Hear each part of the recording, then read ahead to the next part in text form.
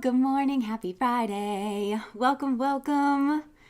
Hello, everyone. Welcome to our Friday regular witchy hangout where we all come together, those of us who can make it here for the live stream, and share energy, dip into some kind of a starter question that, of course, as usual, spins off, and we just kind of let spirit take the reins and learn and live and laugh and love together. So welcome. Thank you guys for showing up. Happy birthday, Leah, on Monday. Good morning. Okay, so today we are doing the topic, what do they misunderstand about you? And I love topics like this because, living a human life is really strange, and we have to try to communicate ourselves or express ourselves using all these different kinds of means, using words, using our body language, the things that we're interested in, all of that. And sometimes things can get lost in the shuffle, and I find that just completely fascinating. And I don't know why I'm drawn to say this, but a huge part of communicating is also listening. So not every time somebody misunderstands you, is it like necessarily your fault? Not that I feel like we should be looking at it through the lens of like fault, but not always is it the person who's trying to express themselves' fault that they are misunderstood, because listening is a skill. It actually does take quite a bit, even though listening is a passive process. And the feminine energy is the more passive energy when you look at things esoterically. I'm not saying that females should be passive. That's like an entirely different thing. We all have masculine and feminine energies, and the masculine is the active doing energy, and the feminine is the passive being energy. And listening actually is more of a feminine sort of an activity, but it still is a skill that requires kind of like honing and making sure that we can actually get to the bottom of it. And if you don't understand something, asking questions or trying to figure out how to like listen better can also be another part of this. So even though you might feel misunderstood, I'm just hearing like, let's not look at this like necessarily through the lens of blame, but it just might clear some things up and just help you understand like where you might be getting lost in the shuffle. So little soul.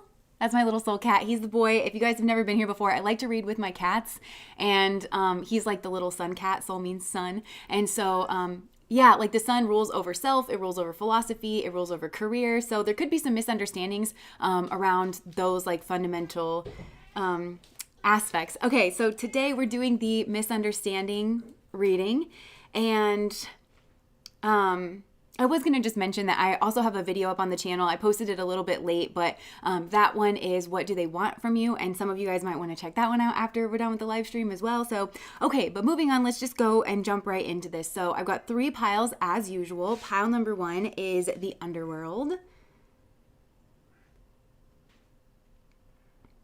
Pile number 2 is the orphan.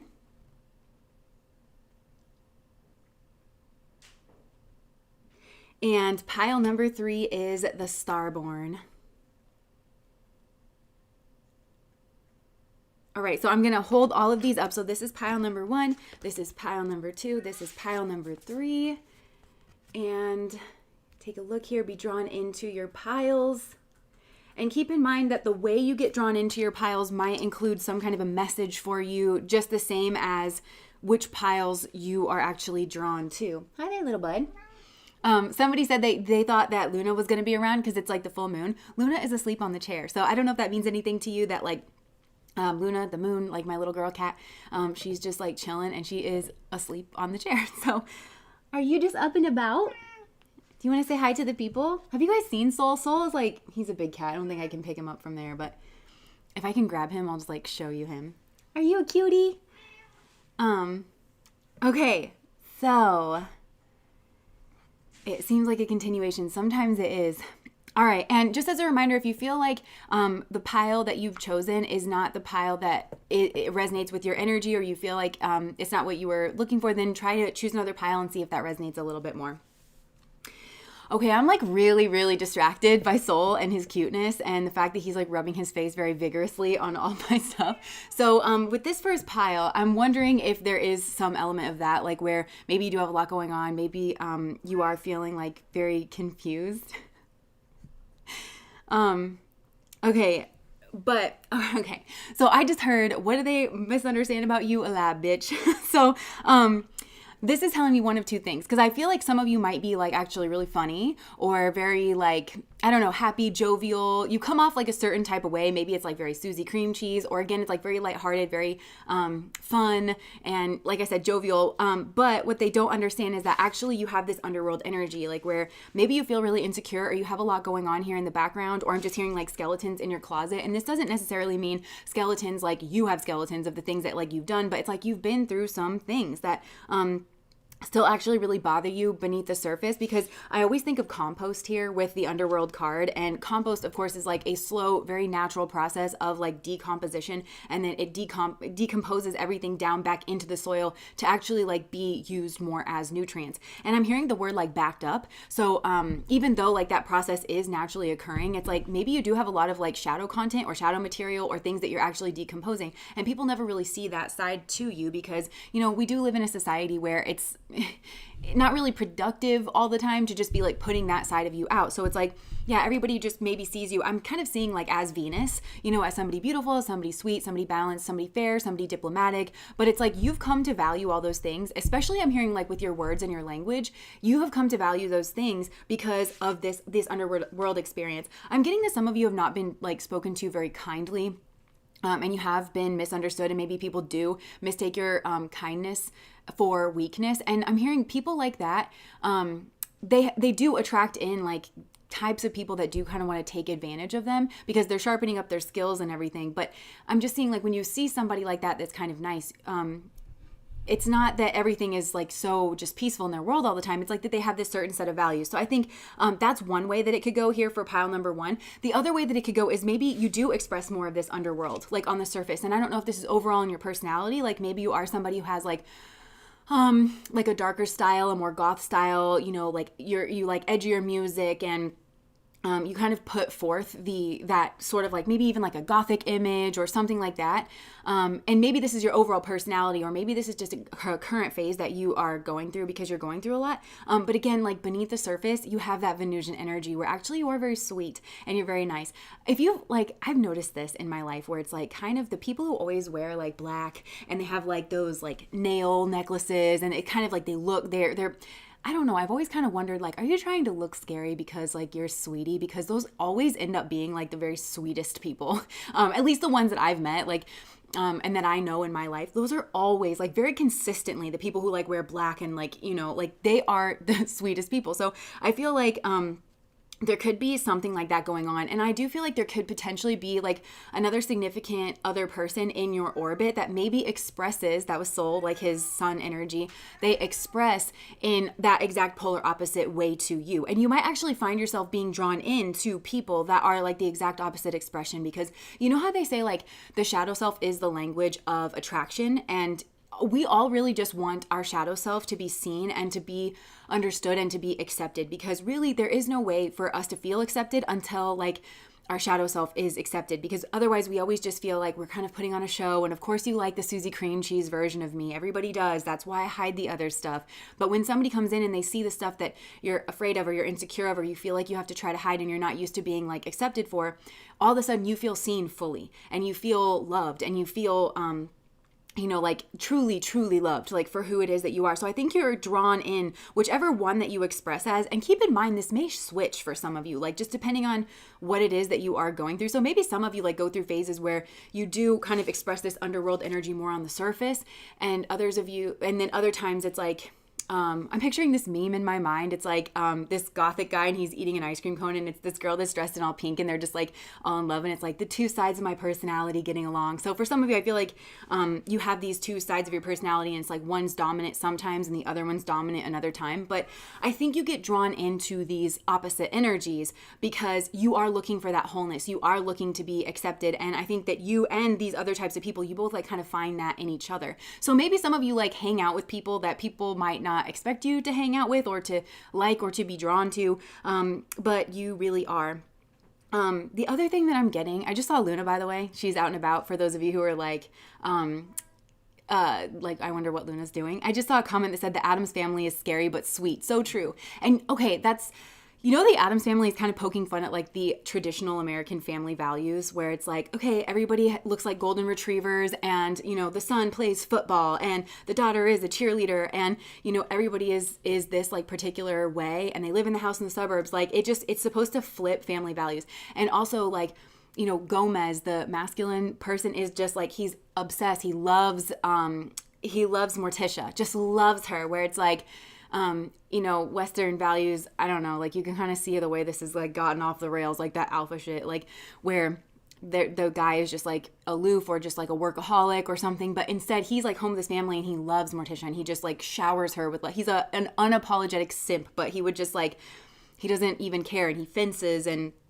then Morticia is definitely not like the bubbly, sweet, like everything that you're supposed to be, but so it like flips everything on its head. So maybe that's actually something that you want for yourself, is something that looks a little bit more Addams family, where you don't want the traditional values. Maybe that's what it's trying to say. Like in some way, shape, or form, you actually find like a healthier balance in some other way. Some of you could like really like Halloween. This might be like literally your time of year. I'm seeing another, I live my life in memes, but like I'm seeing this other meme where it's like abolish Valentine's Day and replace it with winter Halloween. So some of you, maybe you are like that. I do feel like you are scared or you're hiding. There's because I always notice like this little eye. I don't know if you can see it, but it's like there's this little eye, and he's like peeking out behind the earthworms. And then I'm also noticing the moon. So again, there's just like a lot of fears and a lot of illusions. So maybe some of you like go back and forth between this like underworld, you know, kind of an energy. Maybe I just heard edgelord. Maybe you're like edgelord. But then again, like you have that more Venusian style, whatever way that comes across, or you're very creative or you are very bubbly, you know, something like that. You go back and forth because you're afraid. You're afraid of people seeing the real you. And I just heard maybe you're afraid of like actually integrating that like for the world to see, because I think this is a group that I just feel like you feel soft, where you were made fun of, or you were kind of like, this is definitely a coping mechanism, whatever this is, where you kind of like go back and forth, like between these two sides of yourself. And it does have to do with fears and illusions, and like the moon, like kind of cycles. So I feel like there could even be like this on a cycle where there's just certain times and maybe certain groups, and this has to do with family as well with the moon. But like we have different kind of versions of family. It's like you have your nuclear family, but then you have like maybe your mom's side of the family, your dad's side of the family, people that feel kind of like family to you. But even within those like different groups, maybe the two sides of your family are very different as well. So it's like whenever you were hanging out with one side, or whenever you were hanging out with as another side, you learned like entirely different ways of expressing. So you could have gotten like very polar opposite what's the word I'm looking for? Like cues as a child. You know how we all get socialized, and it's like we get praised for being a certain way, but then, we don't get good feedback for being another way. And that's kind of what helps shape and mold our personalities, like the nurture part of like nature versus nurture. And I think, again, like there's two very different energies in your family. Maybe this is your parents, or maybe this is like siblings. I just feel like you got two very different like impressions of how you were supposed to be, and so you never really knew. And you are on a journey of self-discovery, but and you are processing a lot. I think that people just don't understand that you are constantly processing a lot. There's a lot of darkness in this card, and a lot of earthworms. And earthworms are actually really fascinating. They look like they are this like just single long tube, and so maybe some of you, that's it as well. People just think that they have you all figured out, and that you're just this single long tube. But because we're all just tubes, right? Like humans are just tubes. Like you literally are a long tube from like your mouth hole to the other end of you. So yeah, like I don't know, you just feel like that. But and I think this group has very strong intuition too, because earthworms work like they can pick up on the magnetic field, and they can kind of like find their way home. So I think you're trying to find your way home. And I think, again, relationship has a big part of it, where it's like you're drawn into a certain type of person that maybe people think that you shouldn't be drawn into. And I don't know what scale. It could have to do with appearance, but it also could just have to do with like, maybe one of you is like a partier and you like to drink, but you're drawn to people who are very pious, or something like that. Or it's like vice versa. Just take that however it resonates. So I'm going to pull some more cards here. Always picked on mercilessly because I was strong enough to take, and surrounded by the so-called sensitives. Yeah. Okay. Spread your wings. Okay, I'm hearing the song Every Time by Britney Spears. Every time I try to spread I don't know, I feel so small.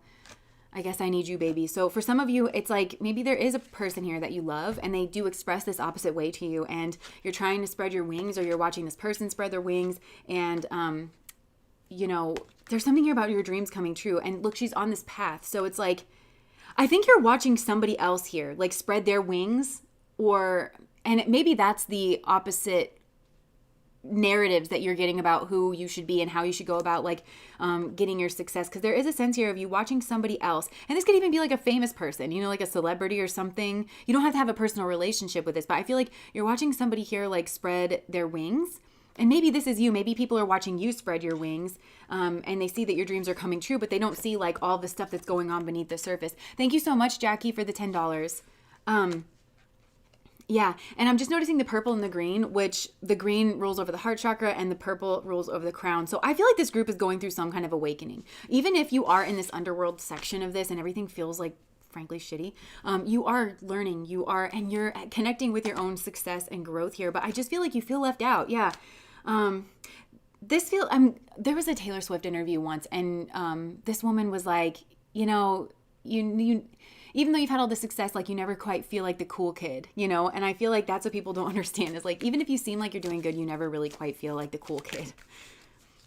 All right. There's a lot of purple here in these cards. I don't know if purple is like a significant color for you, or maybe you want to wear some purple. You're confronting the shadow. That's what this is. And also you're brave. Simply love. Okay, I am getting this almost looks like a family picture, like one of those weird family pictures from the 80s. No shade. I actually really love that aesthetic. Ironically, like I think it's hilarious. Alex, I think I want to get some like funny 80s pictures of us where we just have like, that generic purple background, and I'll like do my hair really big and like with hairspray. I just wanted to put that out there. He's not amused, but he really is. Anyways, yeah, so, yeah, like this looks to me like a family picture from like the 80s where, you know, it's just like a father and a son. So maybe this has to do with like a father-son relationship and something to do with the heart chakra. So maybe this does have to do with like a father and the heart chakra. Yeah, glamour shots. That's what those are called. Yeah, and you're doing the shadow work, but see, look, he's grown, and then this is like the little child. So I think even though you've grown into something like quite beautiful, or you seem confident, or you seem like grown, you know, you're still like confronting that like inner shadow self. So yeah, that's what people misunderstand about you. I mean, I'm not even sure what else we can get. Okay, you also had unsuccessful plans here in something, and maybe this is like to do with a relationship, or maybe this is to do with your shadow work. Like maybe you feel like you failed here in some way, but Spirit's telling you you are on the right path regarding some aspect of your life. And I think it's in regards of confronting this, because when we confront our shadow, it doesn't feel good. It feels like this. And maybe that's a part of it as well, because you can kind of see the same energy playing out like internally within yourself, but then also externally in the world. So you are confronting things. Maybe you feel like a failure. You feel like, but Spirit is like, this is what it feels like to actually do the work. This is what it feels like to confront your shadow. If it felt like something else before, then maybe you just hadn't gotten like your hands really in there yet. Like you're not wrong for doing this. This is the way. Keep going. And that's what okay, so now this is turning into a very spiritual message. That's what I was getting with the earthworms, where they have like that magnetic thing where they have taken earthworms and they've like planted them somewhere else, and they can find their way in the dirt where like everything just looks the same. You know, I used to have this like nightmare when I was younger, where it just scares me. Like I would imagine being like, I don't know, like a big wave kind of like coming in and then being like put under the water, but not knowing which way is up. And then, because I was like, whoa, I would just be, I don't know like how to describe this fear, but it's like the fear of like, what if I was swimming like very strongly, but like in the wrong direction? What if I was swimming towards the bottom? Like it just used to freak me out. But in reality, like the water, you can feel that it's denser, like the pressure is denser under, like closer to the bottom. So probably, you know, I would have been able to kind of like figure it out. But it's the same thing underground, where it's like you don't have the same faculties. That's what I'm getting with this shadow work. You don't have the same faculties that you have and that you can rely on in your waking life. You have your sight. You can, you know, you can hear things, you can sense things. But when it's internal and when it's shadow work, it's like, I'm hearing the word emotional flashbacks. So some of you, it's like you're having emotional flashbacks, and it's a different, I'm hearing the word sonar. Like it's just a different system. It's a different skill set in order for you to, with the torch, like be able to kind of light this up. And I'm getting like Hecate energy. Some of you, maybe Hecate is like working with you or walking with you because she's so brave and she trusts so much in her light. It bothers me when people think that Hecate is like some kind of evil, because she rules over all witches, and because she is like from the underworld and she is like a dark goddess. She is strong. Her light is so strong and it's so powerful that she can go to the darkest places. And we need people like that. We need energies like that. What do you think Jesus was? Like, it just bothers me so much. Like, and also like, okay, I feel like I'm saying this for a reason. We're around Halloween time, and you know, I grew up in the Christian church, and it just bothers me so much. There's a lot of Christians that like don't celebrate Halloween, or they don't let their kids celebrate Halloween because they think that it's like, you know, evil, and like the witches, and they don't even let their kids watch like Harry Potter or something like that because they think that they're going to be like witches. And in reality, like when you understand like these pagan holidays, they're very pragmatic. Like my husband always likes to say, it's descriptive, it's not prescriptive. It's not telling you like, this is what's going to happen. It's just explaining what's already happening. And Halloween is the last of 3 harvest festivals. And it's the pagan holidays tell the story of the masculine and the feminine. And the masculine is the sun, and the sun is dying in the fall until it goes to the winter solstice, which is the longest night of the year. And the sun actually dips below the horizon line for 3 days. That should sound familiar to you. That's the story of Jesus, because the story of Jesus is the story of the sun. This has been going on for eons. The pagans used to tell this story. We used to celebrate this in cultures all around the world, because you don't want to miss the harvest festivals. You don't want to miss the planting festivals. But then instead they make it like this evil thing. Like death is a part of life. We have to kind of like celebrate that. So maybe this is something that you misunderstand, or this is like a perspective that you have that's very whole and it's very natural and it's very integrated and it's very descriptive. It's not hocus pocus. It's not prescriptive. You're not, you know, magical hand waving. It's something that is just pragmatic, and it's something that you've discovered. It's something here is descriptive. It's not prescriptive. And again, I feel that strong like Hecate energy, and I feel like you actually light up the torch for people. So Oh, I feel like this might tie into pile number 3 because like the Starborn, this is all about like destiny. And I'm kind of getting that there's something about your fate. There's something about your destiny. Or this is the person, for those of you where it's like you're being triggered here to do this shadow work by like a relationship and somebody who holds this opposite energy to you.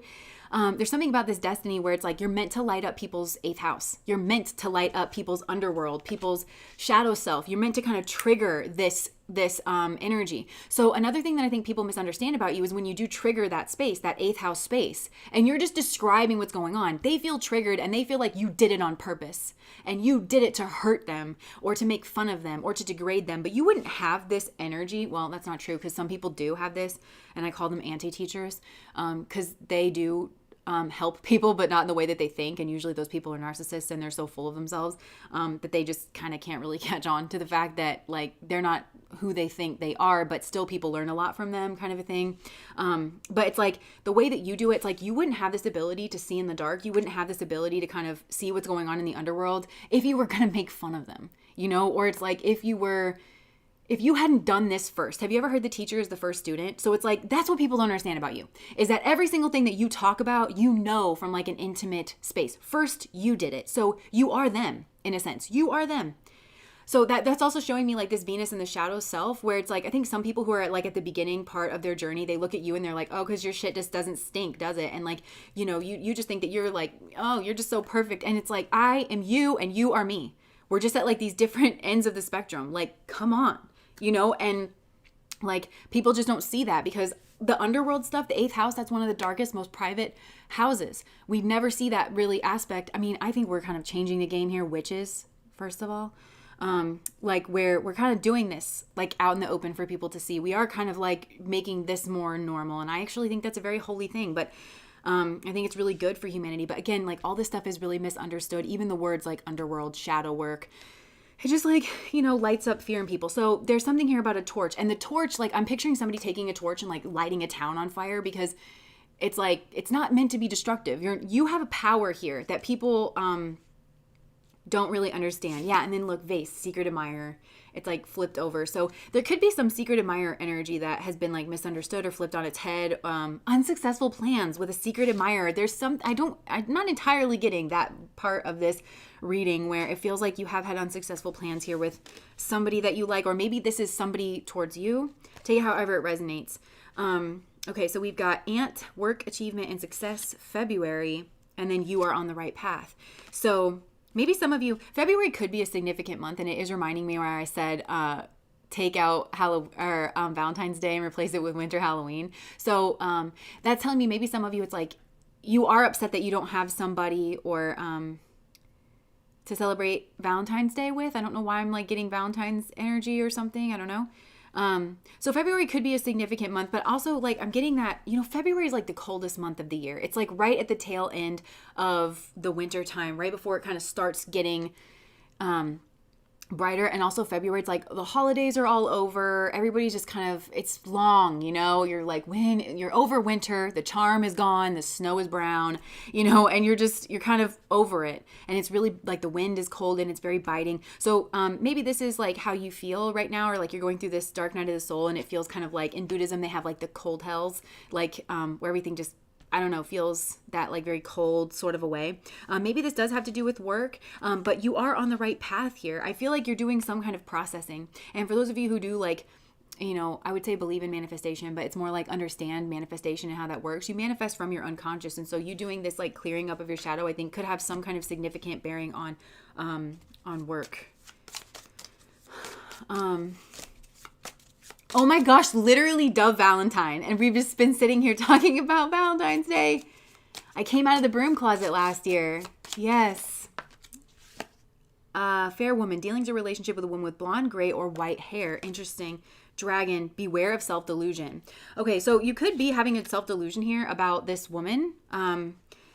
Okay, so for some of you, this might be you, and the dragon is warning you that you have a lot of anger towards a person here who is like this, who is triggering this kind of like shadow space. But for some of you, like if you are attracted to women, maybe there is a significant woman who has like blonde, gray or white hair, and the cards are saying you need to beware of this delusion. This, I also think that, because we've been picking up on like kind of soulmate energy, but for some of you, I think you might be dealing with a karmic who potentially looks like this, or this fair woman card is like somehow significant, and this person presents like their Venus, but really this person is like kind of gnarly, not in a healthy way, like beneath they want to climb towards success. They might want a diamond from you here as well, or they might give you some kind of a gift. Look, then the younger woman, dealings a relationship with a younger woman. Pay attention to your health. Interesting. I don't know what's going on. So there could be great passion here. I'm not sure.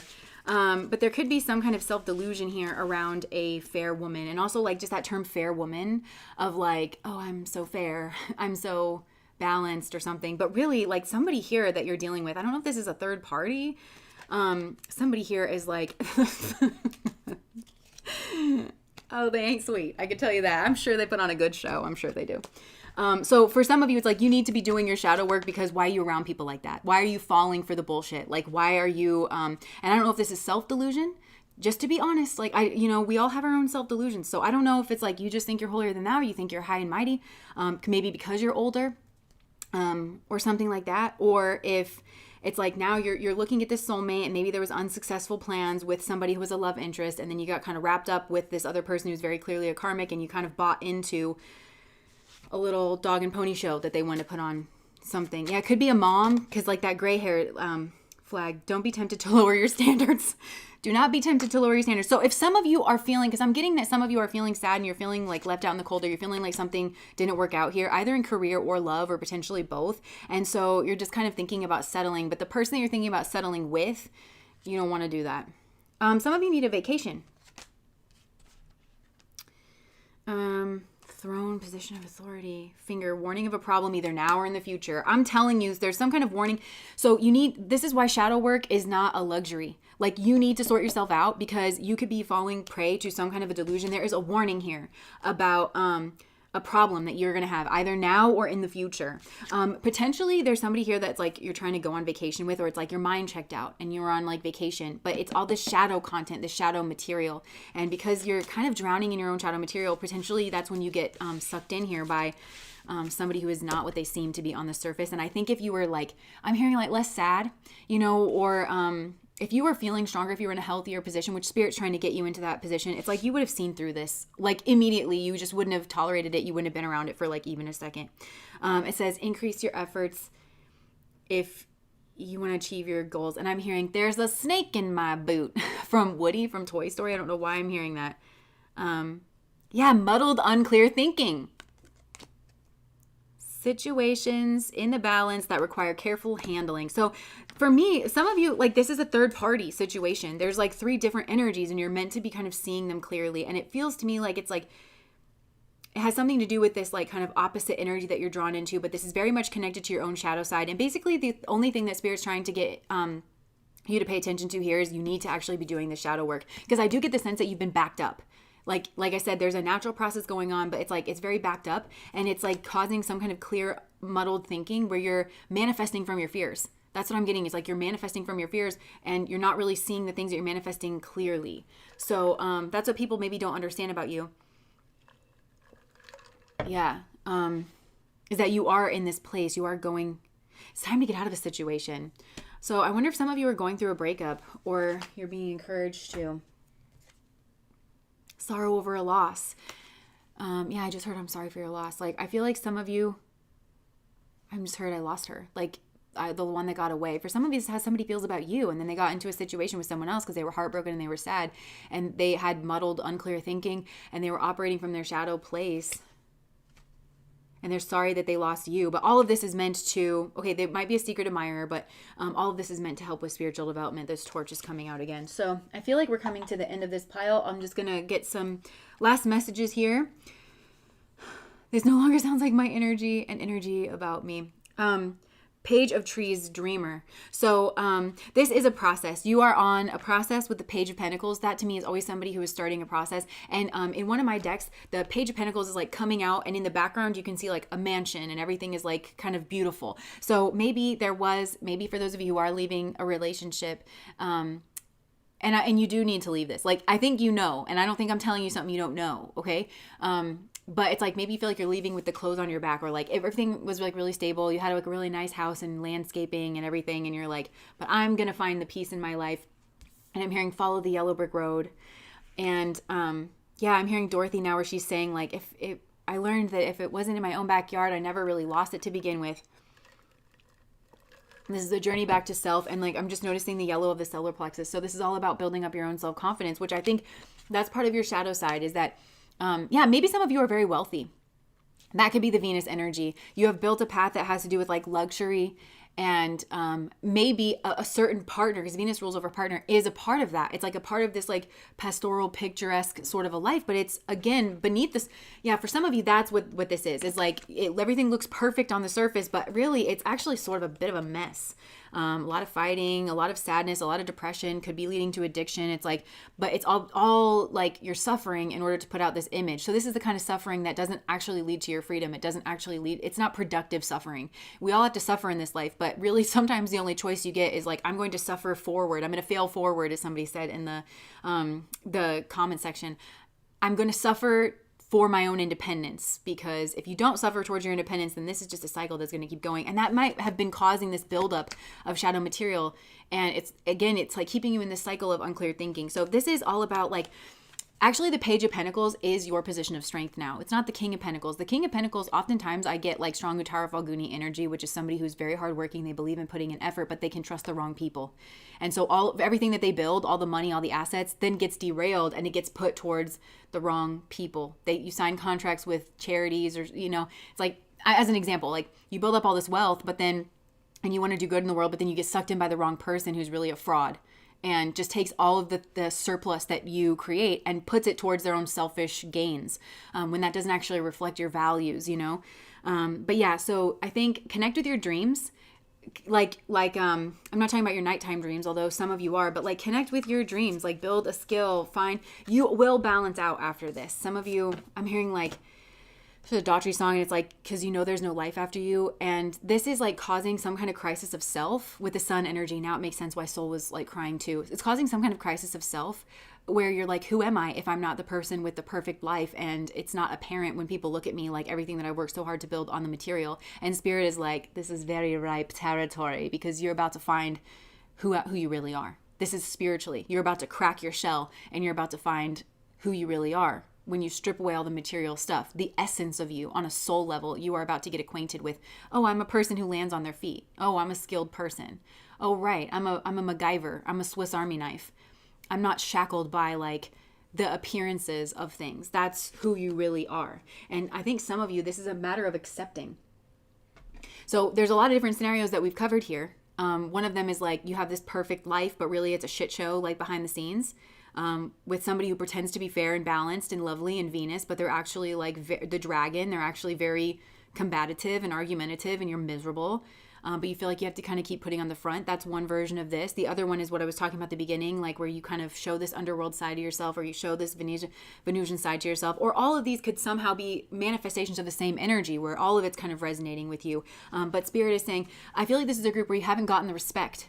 And especially if there was a secret admirer and like you don't feel like there was some kind of failed plan with a secret admirer, it's because I think the secret admirer is probably the soulmate.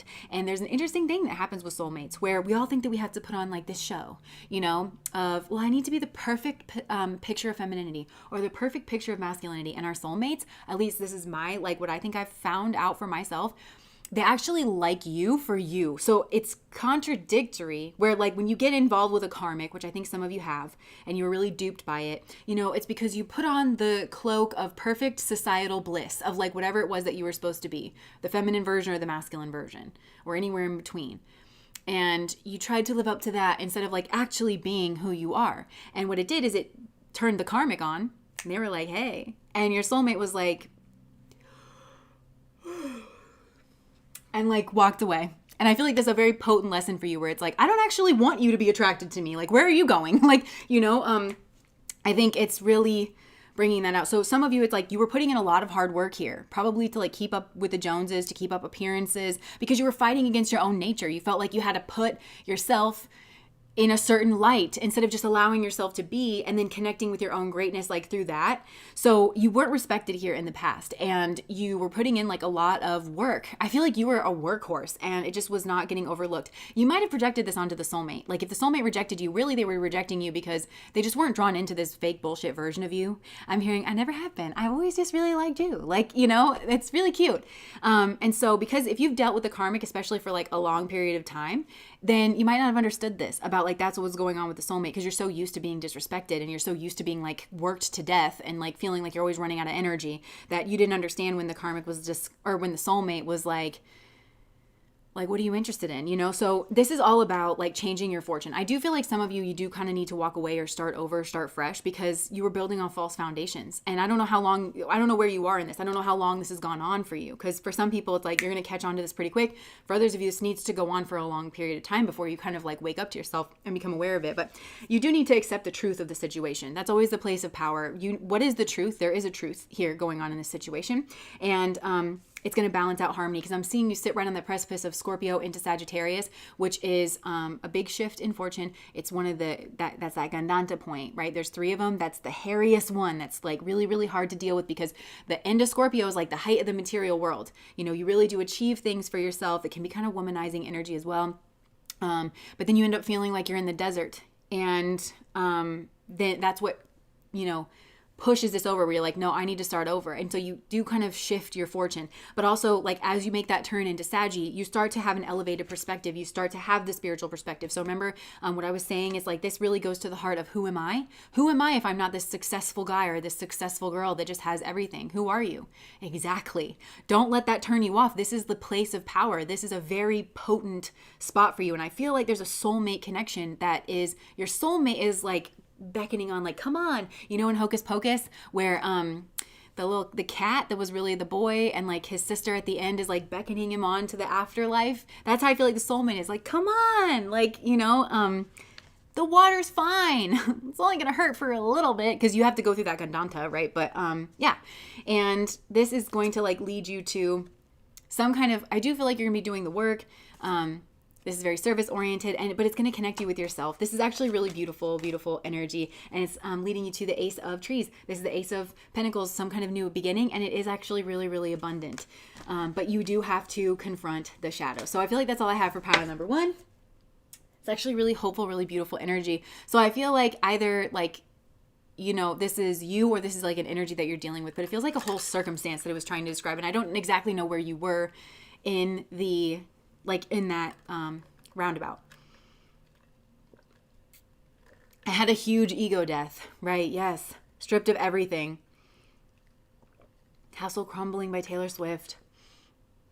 Hocus Pocus was on last night. I have it and I want to watch that so bad. I love watching Hocus Pocus on Halloween or like every Halloween season. I love it. Amok, amok, amok, amok.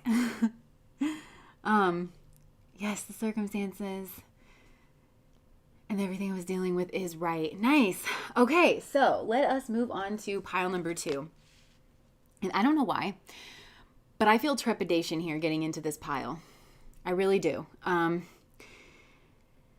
don't know if you feel fearful looking at this or if pile number 2, okay, because I don't know if this is you or if this is somebody that you're dealing with. Right off the bat, I'm not sure. And maybe there's like 2 sides of a coin here. So as usual, you know, take this how it resonates. But I do feel like a lot of nervousness and a lot of trepidation. And like I said, I think that you are afraid maybe of this person, of who they really are, of taking this like kind of look about what they misunderstand. But also I feel like the pile number 2 person is really afraid of like me digging into their energy and me finding out who they really are. And yeah, I'm just like, whenever I first started getting into astrology, there was one person who's like really close to me and I was trying to practice. And so I was like asking for their information. And they didn't want to give it to me, which is really weird. Like, I of course, I like respect that opinion, but I just kind of felt like, because this person really like messed me around and they were my family. And I was like, I think that you don't want me to see, like, I think you actually think I'm good at reading astrology. And I think that you don't want me to see something in your chart. Like I just got that kind of an impression. And this is the vibe that I'm getting here off of this person. Now it is the Orphan card and it does kind of like bring up fears because like we're afraid of being on our own. And I feel like that might be you. Now there is kind of a negative, nasty person here. And this person maybe uses, there's something here about a child. Okay. they use somehow a child, or maybe this is like childhood, maybe it's somebody you've known from your childhood. There's something about a child that they use in order to bind or restrict or maintain some kind of power. And maybe they are very protective here over a child, but really they kind of use it to like strike out, or maybe somebody's trying to like use a child or keep a child away from you. But I think I don't know what I'm necessarily getting with that.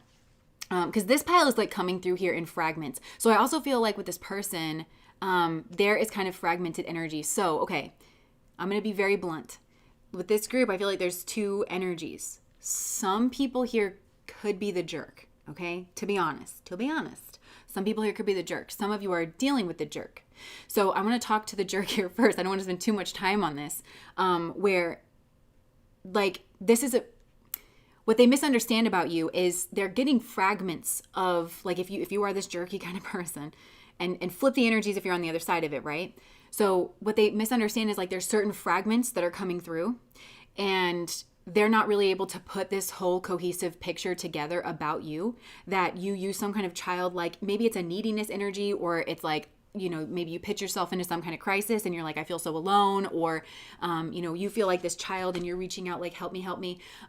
Or there's literally a child in the mix that you are like guarding, or like, again, trying to pretend like you're protective of, but this is all like a means of control.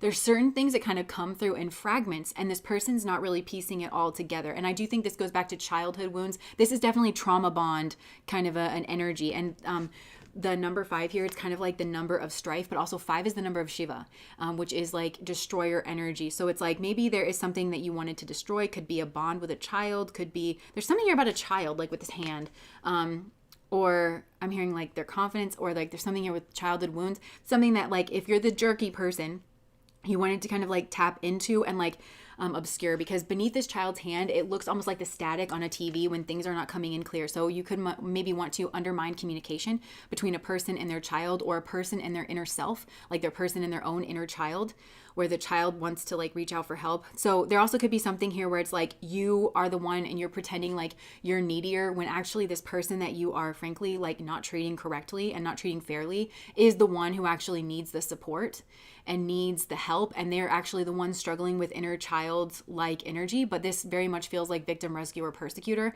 where you're trying to convince somebody that you're the victim when really you're persecuting them, and you're trying to make them feel like, oh well, you're so strong.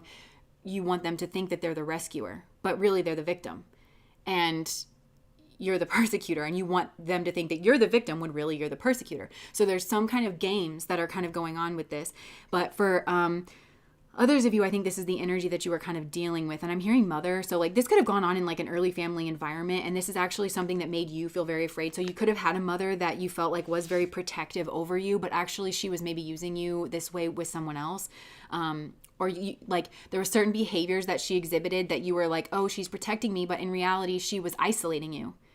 Or she was keeping you trapped. She was trying to scare you, or she was trying to keep you in darkness or something like that. But there's a mother energy that's kind of coming through. So for a lot of you, it's like, I think that you're dealing with that person. But it's harder. I'll say this, because I think the reason this message is coming out where it's like, okay, I need to talk to this like jerk person first, is because it's easier to see what's going on from that perspective, because that they're in the control room. They're the one actually controlling the machinations. And it's actually clearer from that lens. It's harder for you if you're dealing with a person like this to become aware of it, because again, you're just dealing with this, like these fragments that don't exactly line up. You're like, your behavior does not make sense. It's like, you're hot and you're cold, you're yes then you're no, you're in then you're out, you're up then you're down, you know, or there could be some like double speak going on of like, I'm an absolute victim, but I'm a total badass, you know, like I'm a badass, strong ass queen and I don't need anybody, but then like, help me. And it's like, I'm just confused. The whiplash is like, you know, which is it, you know, there's these like kind of fragments that are coming out. And there's something here with the snake energy, you know, and the snake for me is always dual, because there's like the higher snake and there's the lower snake. And now I'm seeing in like the Prince of Egypt and like the Bible, the story where the two snakes go at each other, the Moses' staff that turns into the big snake and it eats like the little snake, the cobra. So it's like there's two snakes here that are playing, and that's what they misunderstand, is that Yeah, there's sort of like a lower snake kind of an energy. And this person, like this kind of jerky person that is falling to these like very low vibrational behaviors and mechanisms, I think what they misunderstand here about this other person is that, yes, they're in snake energy, but they're in high vibrational snake energy. And this is like, kind of coming back to the word venom. And if I can ever get this karmic reading out that I've been working on, like it's all centered around venom. Like the venom card in this deck came out. And I just like I understand the message kind of like mostly, but it's like I just can't really speak on it. But and like this venom energy, there's the low vibration of venom, which is poison. That's like this jerky person is full of poison. I think they want you to think that they're a healer. They want you to think that they're full of like this healthy energy. But then this other person here, that is like the frag, like this person, maybe they just pop up on their radar and like little fragments to say something rude and then like leave, or but this other person who's like, I really can't understand you, like why you're behaving like this. They are in high vibrational snake energy where, yes, they spit the venom. Like sometimes actually my husband helped me with this. He was like, I want you to picture a snake in your throat chakra, like because I hope this is okay that I'm talking about this because I think it might help. Okay, it is. Like he actually, like Alex is very intuitive and he's very like visual and he's very shamanic and like just even without kind of trying. And so he's always like connected with certain totem animals for different like chakras. And he was like, with yours, I'm just picturing a snake that's like kind of coiled there and you're uncomfortable with the energy. But if you can get more comfortable with it, then the venom that you spit can actually be like an antidote. And it's just something that you kind of have to be more comfortable with, because every time you hear snake energy talked about, it's like the negative low vibration, and you've been around a lot of that, or like when you've experienced it, it's felt like that. But it's like this opposite sort of an energy. So this other person, what's misunderstood is like they're keeping themselves kind of contained. They're not actually spitting the venom because it's a display of power. To be the only true version of power is self-mastery. So this other person, they might appear weak to this other person who's kind of like pushing them around because, again, like they're being very nice, or they're being very reserved, or they're being very like mature and balanced, and they're not lashing out. And I think this other energy kind of just is kind of a bully, to be honest. And they just think that that's like somebody that they can pick on. But this person actually has an immense amount of power. And the thing is, when this other person that's being sort of picked on in this situation lashes out, it's going to be the bigger snake energy. And I think both of you actually misunderstand that, because I think there's a person here who kind of beats their chest. They're kind of like, rah! They make a lot of noise, they rattle the cage. I don't know if you guys watch Jersey Shore. I used to be obsessed with that. There's the episode when they were in Italy and Mike the Situation was kind of getting in a fight with Ronnie, but he goes nuts. He's just like, rah! And then like he just like runs his own self, his own head into literally like a concrete wall. And then he knocks himself out, gives himself a concussion. He like backs down, and then they still like end up getting in a fight and everything, but he had to go to the hospital. He ended up having to wear like a head brace and everything. So later on he was like, yeah, I mean, I did that because it was kind of a tactic that I'd used before where I just figured like people wouldn't want to fight me if I acted totally crazy. And if I just like, threw myself into the wall. So I feel like this person, they are just, I don't know, disoriented. They have like, it's almost like an emotional incontinence or like verbal incontinence. I'm hearing like verbal diarrhea, and they're just, and so people get the sense that like that person's not to be messed with because they're strong. In reality, this is something that's threatening for sure, but it's not true strength. It's not actual power. It's a mess. This person's a mess.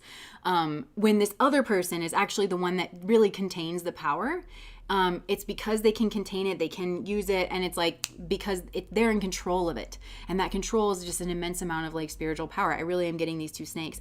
And I think, again, you both kind of misunderstand that about each other, because it's intimidating to see somebody who's just verbally incontinent and like cannot control their emotions, just absolutely impulsive, because you have to kind of wonder to yourself, like, what's that person going to do? What are they capable of? So this person kind of doesn't understand that it's like an incredible amount of weakness that comes like from this other person, and they're too scared to look at it. So all they can really do is like kind of play these games, where this other person, they're not playing games, and they actually, I'm hearing the fight just wouldn't be fair. This person, if they connect with their power and they just like unleashed it on this person, they're laughably unmatched. Like it's like this. I mean, laughably so. So it's like both of you kind of misunderstand where the power is in this situation and what power looks like in this situation. One of you is meant to wake up to the fact, like to your own power. The other person needs to understand, to wake up to their own weakness. Like essentially, that's what's going on here. And this definitely goes back to childhood issues here with the orphan. And both of you might have childhood issues where you both have actually dealt with maybe very similar energy of feeling orphaned or feeling, like just not taking care of, having a lot of difficulty, having a lot of strife, having a lot of endings, having a lot of destruction, kind of coming around. But yeah, he's in jail. Yeah. Vanya said, I love Jersey Shore too. You know what? This is like my toxic trait, because I grew up in a very like, volatile kind of a family, but also I grew up on a lake, and I grew up in like, there was this cove that everybody would kind of go to party. And I just remember like, I would lay there, and water carries sound. So people would have like their bonfires and stuff out, and they would be like drinking and laughing and everything while I was falling asleep. And it's just like that kind of raucous energy is comforting to me for whatever reason. And so literally when I can't sleep, sometimes I put on Jersey Shore because I do come from an Italian American family, but like, just because that energy for whatever stupid reason is like actually comforting to me. And maybe that's also like this person who is more powerful, they have come from these like more toxic circumstances. They keep getting drawn into like people who kind of behave like this, but it's not in a healthy way. It's not in a fun way. It's actually just really destructive. And I pick up on this a lot, where I feel like a lot of you have like Shiva Parvati dynamics in your relationship, where you do have like Shiv, which is like all about destruction, and he has two forms, one where he's like the householder and he's kind of more traditional, and then the other where he's like an ascetic living in the mountains, but he likes, he rules over like hashish, he likes to imbibe and everything, so he's kind of a funny blend. And then Parvati is again that Venus energy of she dresses like flowers, and she's like so like beautiful and everything. So there could be dynamics here like that, where somebody is drawn into that like destructive energy, but there is a quality of destruction that is masterful. Like Shiva is masterful destruction. It's not just like I'm a complete mess kind of destruction. So I feel like that's what's kind of getting lost in translation here, but it's also being screened through the lens of the inner child. That's like, I keep getting this, looks like the fuzz of like the TV, the static from the TV, but it's like right on the background of this child's hand. So it's like, maybe there's something you didn't understand in childhood. And I do actually think this could have to do with a mother figure, somebody that you felt like was actually very protective, when in reality was meant to like isolate you. And I'm hearing you could have been the bait, like for somebody else, like another parent, or I don't know, like where it's almost like you could have dealt with an energy in your early home environment that used protecting you as a means of actually being aggressive with other people. And maybe you didn't really see that clearly, because I'm hearing stuff like Munchausen syndrome, where it's like, yeah, I'm hearing Eminem now. I was made to believe I was sick when I wasn't till I grew up. Now I blew up. It makes you sick to your stomach. So it's like, you were made to believe that you were more helpless than you actually were. But it was just to keep, it's again, victim, persecutor, rescuer. You were made to believe that you were victimized, or that you could potentially be victimized, so that this like, I think it's a mother figure with the snake, but mother energy can come from a father, can come from anywhere. So that they could like attack either you or like somebody else, like maybe another parent. I don't know. It's like, yeah, there's something here going on like that. So let me get some more cards here. My mom would use these tactics to control me. Yeah. Used him to control me. Yep. And so you could, I'm hearing like Sadhguru. I don't actually listen to him a lot, but I know he said something here recently where he's like, all of life is cycles. And I like very much agree with that. And he's like, so if you pay attention enough, you will see that there's kind of a cycle that's on repeat. And I feel like this might be a cycle that's on repeat, where you might get drawn into these energies that act like they're protective. And they might even start off acting like they need to protect you, but then they end up attacking you or something like that, Oh boy. Romance is in the air. Good news. Okay, so what I'm getting is that you need to listen to, there's some kind of language that sounds sweet here, and it sounds romantic, or it sounds like full of love, but is actually like very prickly. And there's something here that sounds like good news. Oh gosh, this might even be like the birth of a child, because, I'm hearing like people say like a child is always good news, but it's like this person is potentially using that to get paid, bag something important such as a job or a raise. That could be, okay, so get back to the basics. Some of you need to like write out your feelings. There could be something that happens in June. Rainbow, the most difficult part of a situation is over. So maybe in June, the most difficult part of this situation will be over, especially if you do need to actually stand up for yourself. But this might be a hard situation to stand up for yourself in, because there's something here that sounds very sweet. It sounds but it's actually bullying. And this person is being very sweet because they know you can't defend yourself. That's really what it is. Oh my gosh, this is like very insidious. So, and I think some of these people oscillate, like this lower energy. Remember I said like they're just kind of like, whoa, like just all over the place, emotionally incontinent. So I think they might oscillate from being like very sweet, very romantic, very like, they're sweet on the ear is what I'm getting. Very sweet on the ear to if you do call them out or something, then they just emotional, like all over the place. Like, I'm nothing but nice to you. I'm nothing but sweet to you. And this is how I get repaid. When really you're just trying to get to the heart of a situation. You're asking questions to do your own due diligence. You're trying to advocate for yourself. You're going after information that you really have every right to go after, but they're gaslighting you. Essentially, this person is like a gaslighter. I'm hearing the song Gaslighter by the Dixie Chicks, or they're not called that anymore. They're called something else. I think you could probably still find it, but they came back. Wait, okay, so that was like another, yeah, this person, remember their whole fallout with like George W. Bush where they like said something, but then like they made like a comeback. I don't know. Yeah, this has to do with family matters and teardrops, great personal sorrow. So this is something that's there's potentially a family situation here that leads to great personal sorrow, but you may have seen this in your childhood and then unbeknownst to you replicated it. Because something sounded very sweet and something replicated some kind of nurturing energy that either you wished you always had in childhood, somebody protective, somebody sweet, somebody romantic, somebody that cared for you. But I'm hearing let sleeping dogs lie. Oh, getting together with friends. Really, this person could be cheating, like with friends. This person could be a cheater, a player, a sweet talker. This person knows how to finesse people. That's what I'm getting. Ugh, I feel like some of you got mixed up here with an energy that you thought was one way, and then it was really actually another way. And this could even be a man that like acts very nurturing because, seahorses, the boys have the babies. So it's like, it could be a man that you thought was very protective, very romantic, very like sweet. But in reality, they might have been sleeping with your friends or sleeping with people that they were like, oh, they're just a friend. Knowing full well that they're not. So you're going to start to see this more clearly. Yeah, protection from a powerful friend. They might have even like tried to stand up for you or tried to get you to stand up for them. I think you're gonna have success with this though with the bridge. And again, June might be a very important month for this. This is like wild. Yeah, I think that you thought this person was your wish fulfillment, but then like this was a broken wish. I'm hearing that song, "You Will Never Be," and you can never be. It's actually like a really sad song. It's like, you never were. You were a fantasy. I bought your bullshit. And I'm sorry, I shouldn't have. Like, I trusted you when I shouldn't have. Oh, man, this is hard. Hammock. Taking a vacation. Maybe some of you need vacation. Strong emotion, passionate love, or hate. So this could be a situation where it's swung from strong passion to like strong hatred here.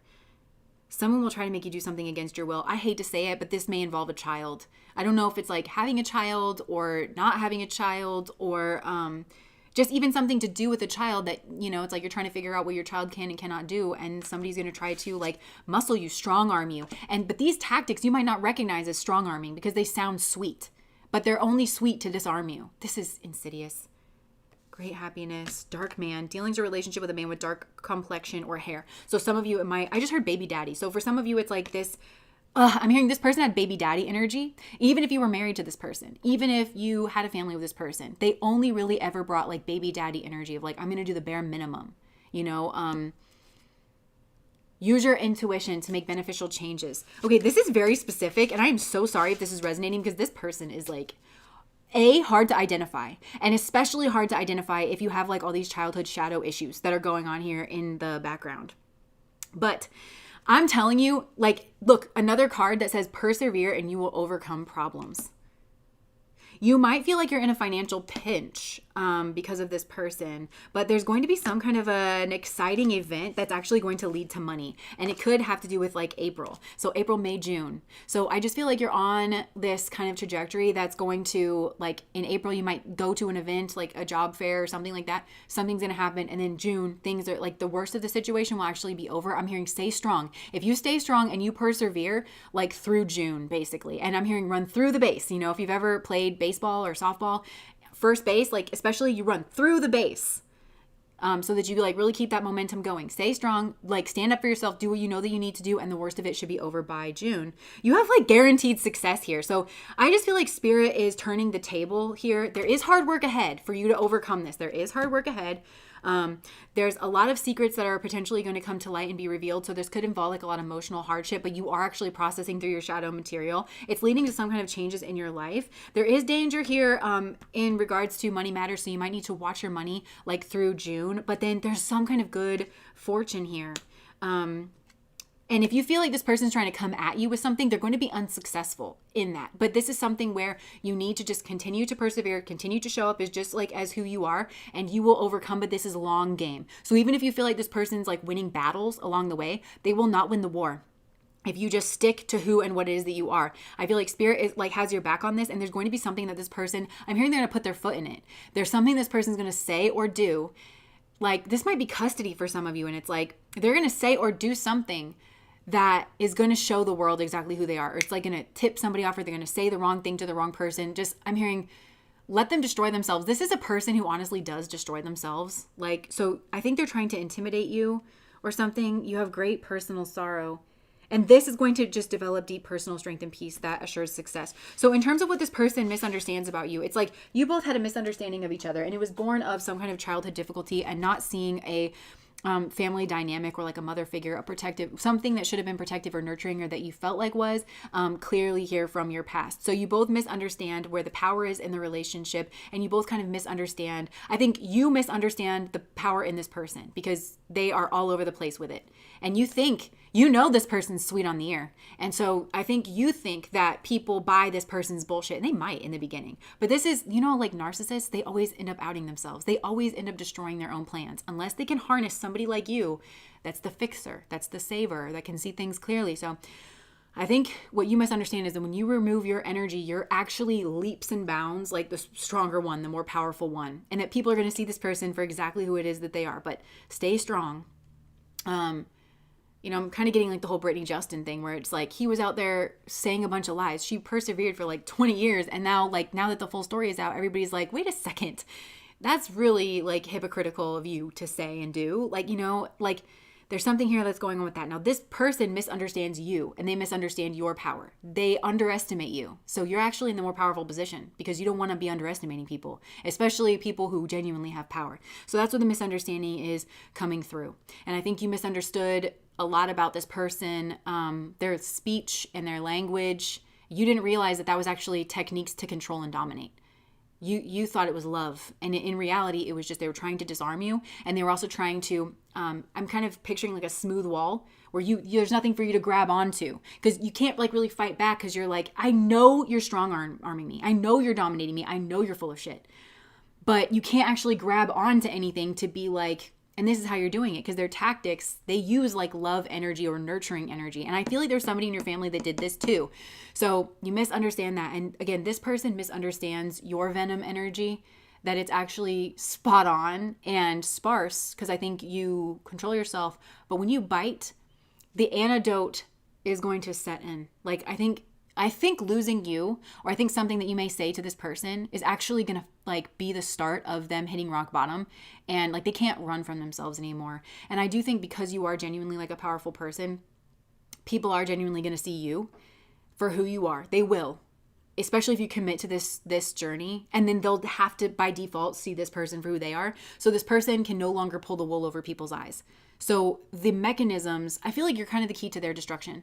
The mechanisms by which they've used to control people, because they hide behind this facade of like everything's romantic. I'm a romantic and I'm sweet. But if you're like, they absolutely are not, they are a tyrant. And not that you are like saying it that way, but if your energy is saying that way and you stand strong in that, people cannot help but see this person for whom what it is they are. They'll never have the same power again. And they'll actually have to start their journey of self-reflection and self-healing. Yeah. So,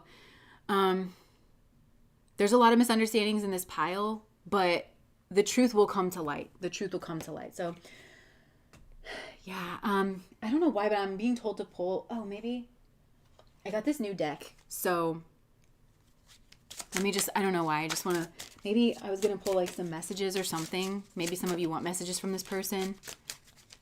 Have the grace. Yeah, reconciliation.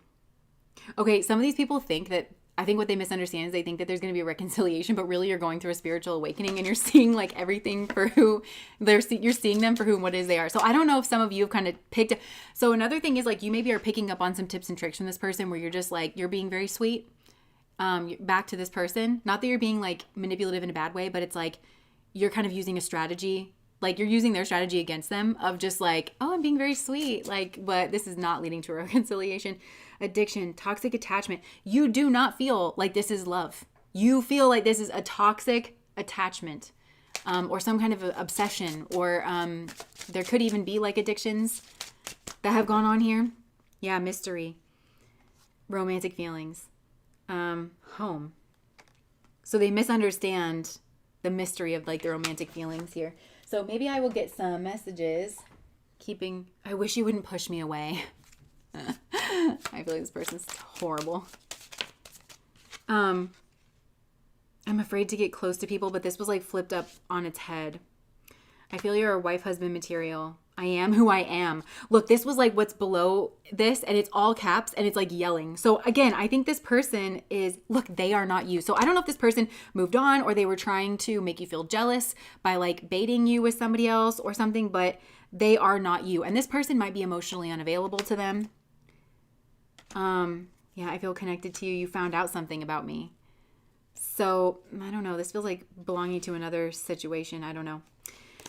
But you have to watch what comes out of this person's mouth anyways, because they're just liars and you can't believe anything that they say. So, okay.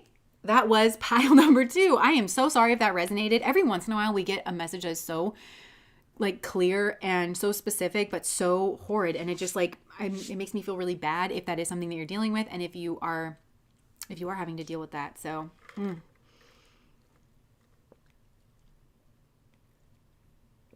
yeah. Being sweet for 2 days. And I just want to point out for pile number 2, there is something called like the toxic relationship cycle, which you see in a lot of narcissistic relationships, but also like it can be with other types like addicts or even like borderlines, because they have something called impaired empathy. So I don't know if this is relevant for some of you, but like where a narcissist does not have empathy because they just can't have it, like this impaired empathy of other kind of types that are undiagnosed or they're dealing with these other things, they have empathy. But whenever you hit that trigger, especially like with a borderline, it's like abandonment wounds, or like with an addict, if you're catching on to the fact that they are still drinking or that they're hiding things around, like if you hit like that certain trigger, the empathy shuts off and they kind of can behave like a narcissist because they're all of a sudden they feel justified because they're trying so hard to protect whatever their lie is or whatever their truth is, or they're trying to get you not to leave them. It just shuts completely off. And it can actually be really difficult to catch on to somebody like that because you know that they do have empathy, and they'll kind of throw that in your face. Like, what do you mean I don't have empathy? What do you mean you think I'm a narcissist? Because they've proven that they have empathy other times, and they do have it. It's just they can't take accountability or responsibility for the fact that it does shut completely off. And like, especially when I'm talking about this like emotional kind of like, blah, you know, like, and so whenever they do that, they're really not acting from an empathetic space. They really don't have any ability to like be self-aware or to check in with themselves. So for some of you, it's like you're dealing with, Al, thank you so much for the 1999. You know, it's like they're trying so hard to like defend that part of themselves. Ego is like defense mechanisms. They really cannot catch on to the fact that they are not acting from a place of empathy. And it's hard for you to call them out in that. That's what having the impaired empathy like means.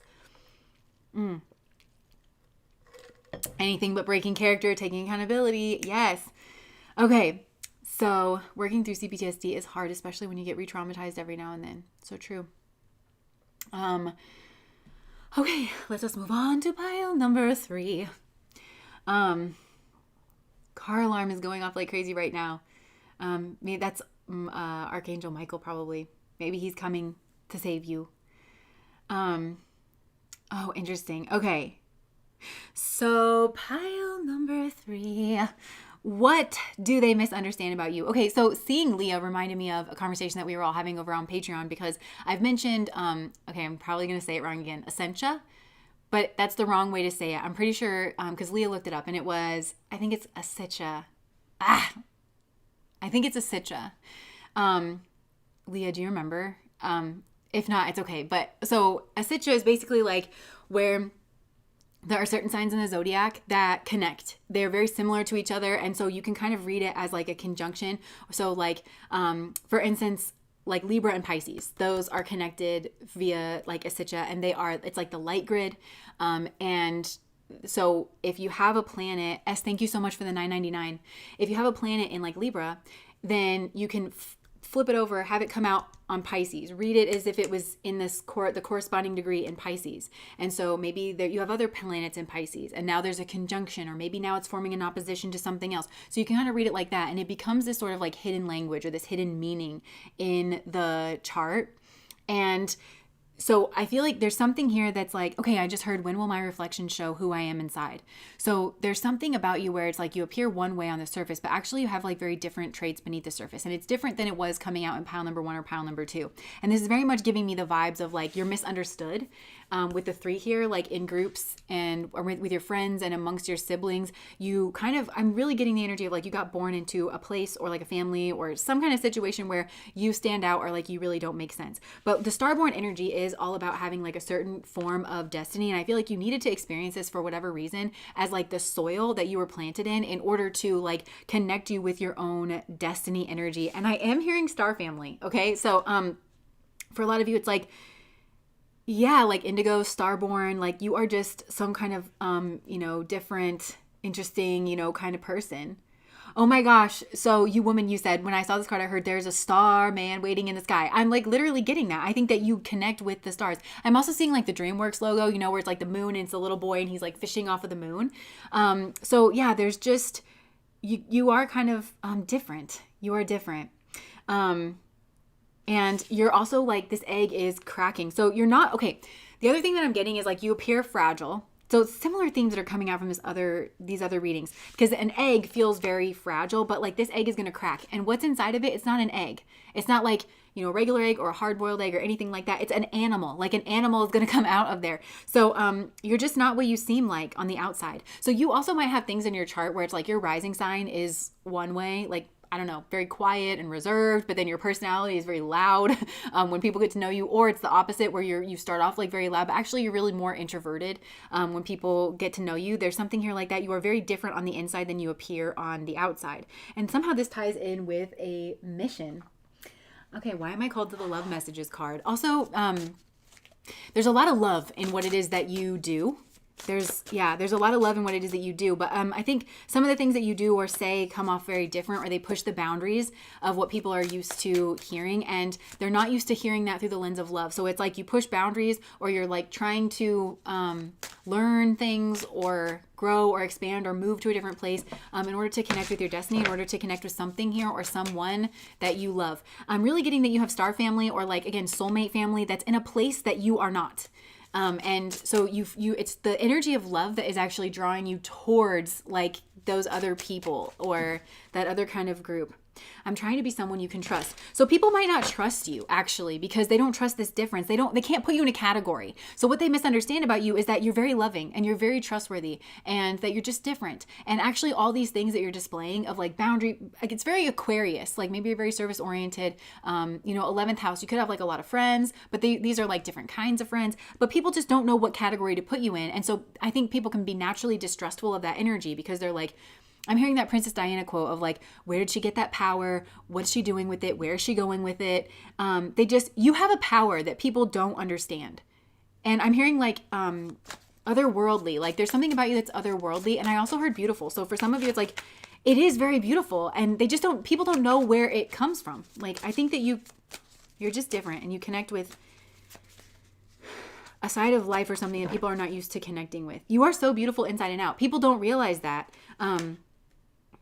I hope to one day have a future with you. Okay, so I feel like people feel wary of you and they like kind of hold back because they're not sure what's going to come out of this. And I'm picturing like this alien creature that's going to come out of it. That's what people think. So they're kind of like, well, let me hold off and see like what comes out of this person and what it is that they're going to create or and actually when it cracks, it's something that's like mystical. It's very like beautiful. I'm kind of getting the energy of Swati here. So I don't know if some of you have that in your chart where you actually are very creative. But Swati is also like, it's Rahu, like it's, you're driven by something. And also potentially some of you could make quite a bit of money because like you are very creative. And so some people might even think that it's like you do what you do to make money, because you're scheming and like you're, blah, blah, blah. But really, it's like you are motivated to do these things because you're very creative and these things just naturally come out of you. And I think whenever your egg cracks, and I think you've had multiple egg crack kind of a moment where it's like maybe you did feel very vulnerable. I think you're also the type of person where it's like until somebody can actually see the fullness of you or what it is that you're trying to create, you just want it to kind of stay in the shell because people are maybe going to attack it. Or I think you're kind of used to this kind of whole song and dance at this point in your life too. But whenever it comes out, people always like love it and they're like, oh, that's like really sweet, because I'm picturing just like this little fluffy chicken, just like coming out of it, and it's actually really, really sweet. So I think that's what people misunderstand about you. It's just this wariness, and people really do like you. I think you have a lot of friends, but it's like there's always this distance maybe kind of between you. And it also could be that like, I'm picturing like the third house and the 11th house. So it's like the third house of people that you're around every single day are maybe much different than the kind of people that you connect with maybe online, or maybe you're a person who travels a lot. So you do have like different kinds of friends. And so maybe through like watching your social media and the types of people that you're friends with on your social media or something, it's like your group can see that you hang with people that are different. They're from a different place. Maybe they speak a different language, or they express very differently than how they are. And so they don't really exactly trust that. I think some of these people are very self-conscious too, because they're like, do you like me? Like if you like those people. But I think again, Aquarius is like everyone's friend, like legitimately. Healthy Aquarius is like they can find something to connect with in anybody. I think this is actually a gift. It's an expression of your love. It's actually kind of shitty to only be able to connect with people who are like you. That's nothing to write home about. You know what I'm saying? So I think you're meant to inspire this in other people of like, I remember one girl said to me one time, like after I moved to Omega, she was like, I didn't know that I could be friends with older people until I was friends with you. And I was like, what?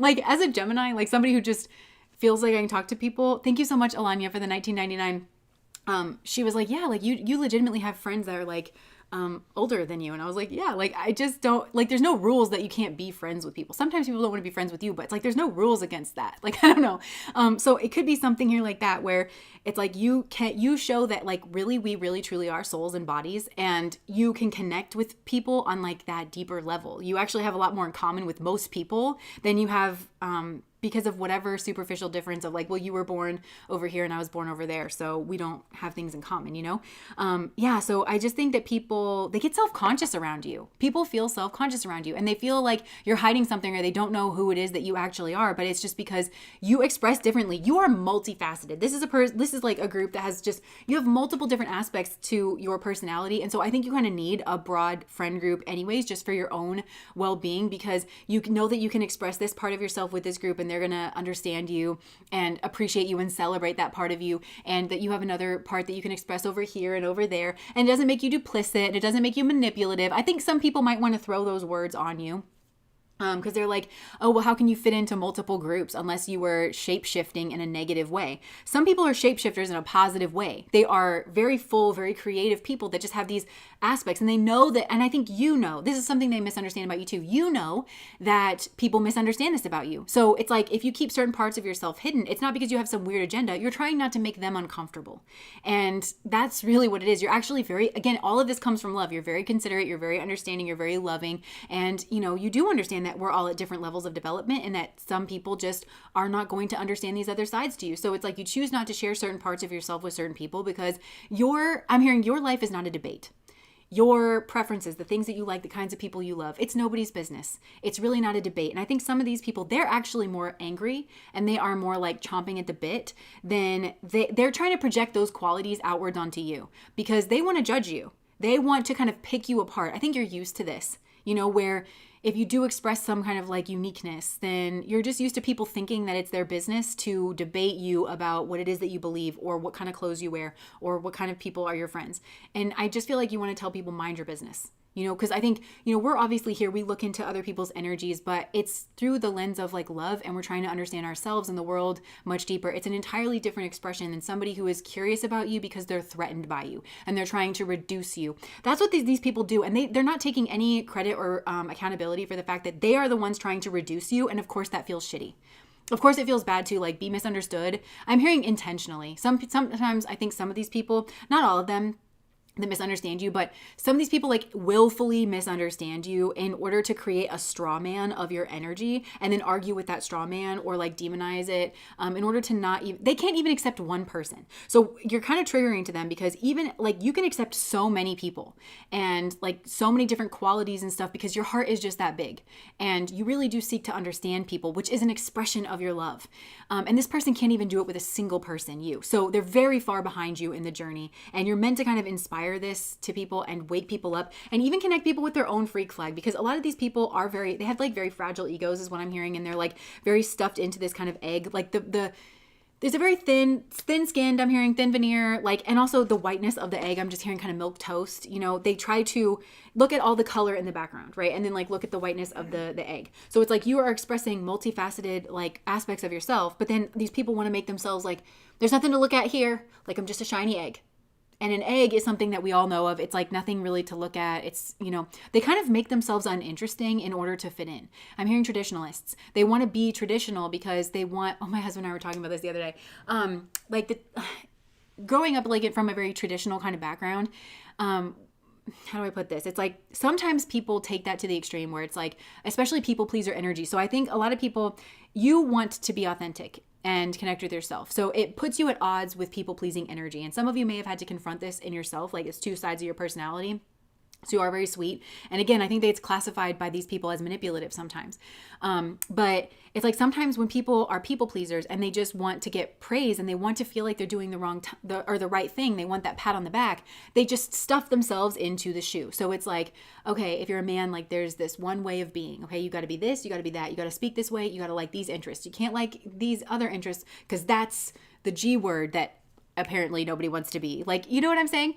Or like with the feminine, it's like you have 9 kids and you only wear skirts and you are very demure and you never stand up for yourself and you certainly don't have any hobbies and interests, and you know it's unattractive if you raise your voice.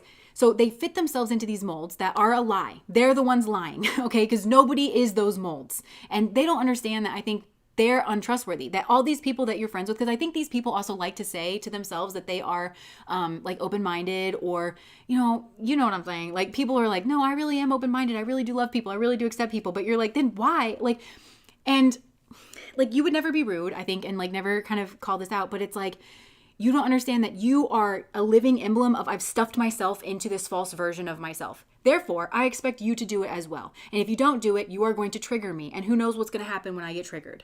And you know what I'm saying? It's like they don't, so because they're not being authentic, even in small ways, they lack the skills to actually be able to connect and understand other people, you. And so it makes them not a safe person to show your freak flag to, because if you don't fit the mold, then you are going to be demonized. These people sort of demonize people, but they want to put on this front of like, well, I'm really loving and I'm accepting in my heart. It's just, I believe this certain way. And it is just my, inner star man, yes. You know, it is just my beliefs that I have to call you out on your bad behavior because you're a heathen and I think that you're going to hell. You know? How many of us have been told that we're going to hell by people who claim to love us? You know? So they don't understand that nasty energy makes them unlikable. It makes them not safe. They think that because they feel that, oh, I don't have anything personally against you, and I'm polite, and I tuck my napkin in my collar, and I say please and thank you, and that makes me a good person. And you're like, so that's so surface level, Deborah. You know, or like whoever, you know, I'm picturing also, there's an SNL skit. It's the Adele one. You know that song, Hello from the Other Side. Remember when that song came out and everybody was obsessed with it? It's the SNL skit that goes along with it, and it's Thanksgiving, and it's like this whole family and they're sitting down and people start like kind of arriving and the conversation like kind of turns political and it turns like, you know, and they're talking about like certain politicians and like, oh, it's so uncomfortable. But every single time the family starts to like fight about these things, the little girl gets up and she puts on Adele, and then everybody can kind of like sing to it. I think you're kind of like the Adele in this situation where it's like you, or maybe like the little girl where it's like, you know how to kind of bring people together. Like, okay, like let's stop talking about politics, or like, let's, you know, like let's talk about like anything else, you know, you're kind of like that person. And the people just don't realize that they're being incredibly antagonistic, because if you can't love somebody, and a lot of people, let me just vent for a second. A lot of these people claim to love Jesus. Okay. But then they can't like love people. Jesus above all else, like loved people, was very good at loving people. even to the point where it's like, oh, stone the loose woman. And he was like, okay, well, he who is without sin cast the first stone. That's the legacy of Jesus. But then these people want to say, like, you have to believe exactly the same way I do. You have to vote for the same people that I do. You have to, like, all of these things in order for me to love you. These are all my prerequisites in order for me to love you, because otherwise I just feel insecure and I don't trust you and I think that you're a bad person because you think differently than me. And it's like, that's just mean. It's just mean. It's just mean, and it's invalidating. And anyways, now I'm just like kind of venting. Jesus loves the gays and the hoes. We're making shirts. I also want to make shirts. Well, I don't want somebody to take this, but I don't care if they do. Alex and I were joking, and we were like, we should make shirts that say butts and brains, because butts and brains are what like make people. Like, we have these big brains, and then also we're bipedal, and we can't be bipedal unless we have like the butts. And we were laughing because we were talking about how people are obsessed with butts and brains. Like, when you really get down to it, like what a lot of people are attracted about, I think this transcends genders. It's butts and brains. Like, that's what it is. So I'm hearing like boats and hoes. That was like another SNL skit, but it's like butts and brains. Anyways, if you want a butts and brains shirt. I don't believe you can simultaneously love someone and believe they're going to hell. It's just so mean. It is. Like, it doesn't make sense. But again, like, they're hypocritical and they're not.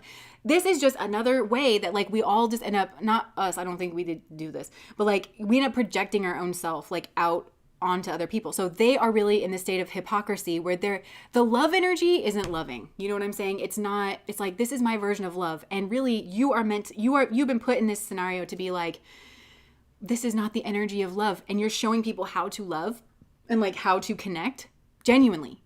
You're meant to kind of show them that, but these people fight against it. And then they project their own split of like that onto you, because they can't actually like deal with themselves. So that's what people misunderstand about you. I'm secretly obsessed with you. I feel like people could secretly be obsessed with you and your energy. Because first of all, it feels good to be loved. And, if they've been in these, I keep getting drawn to the 3. So it's like, if they've been in these family systems that, that's the norm, because unfortunately that is, I'm from the Midwest, like at least I feel like that's kind of the norm. Like where I'm from, I feel like it's probably the same, other places. So if that's all that they've been around, and then finally they get around the energy of pure love, what it feels like to genuinely be truly seen, people get addicted to that.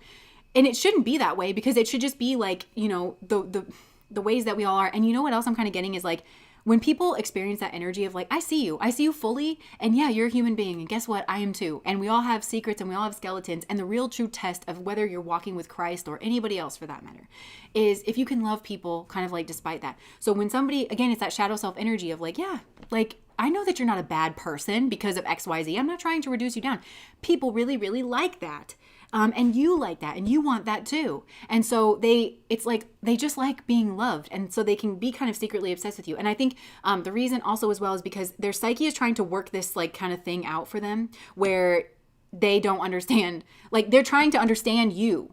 And they need to understand you because they're meant to love people in a similar way that you do and actually genuinely integrate that. They need to confront their own bullshit. These are people who need to confront their own hypocrisy. They need to stand up at the front of the class and be like, I am a recovering hypocrite. And I understand that the way that I speak, the way that I interact with people is heinous and it is hateful. And I'm trying to pass it off as love. And I do understand now fully that it's not the energy of love. It's not where it's at. Ugh. I feel like, unfortunately, this is actually like all too common.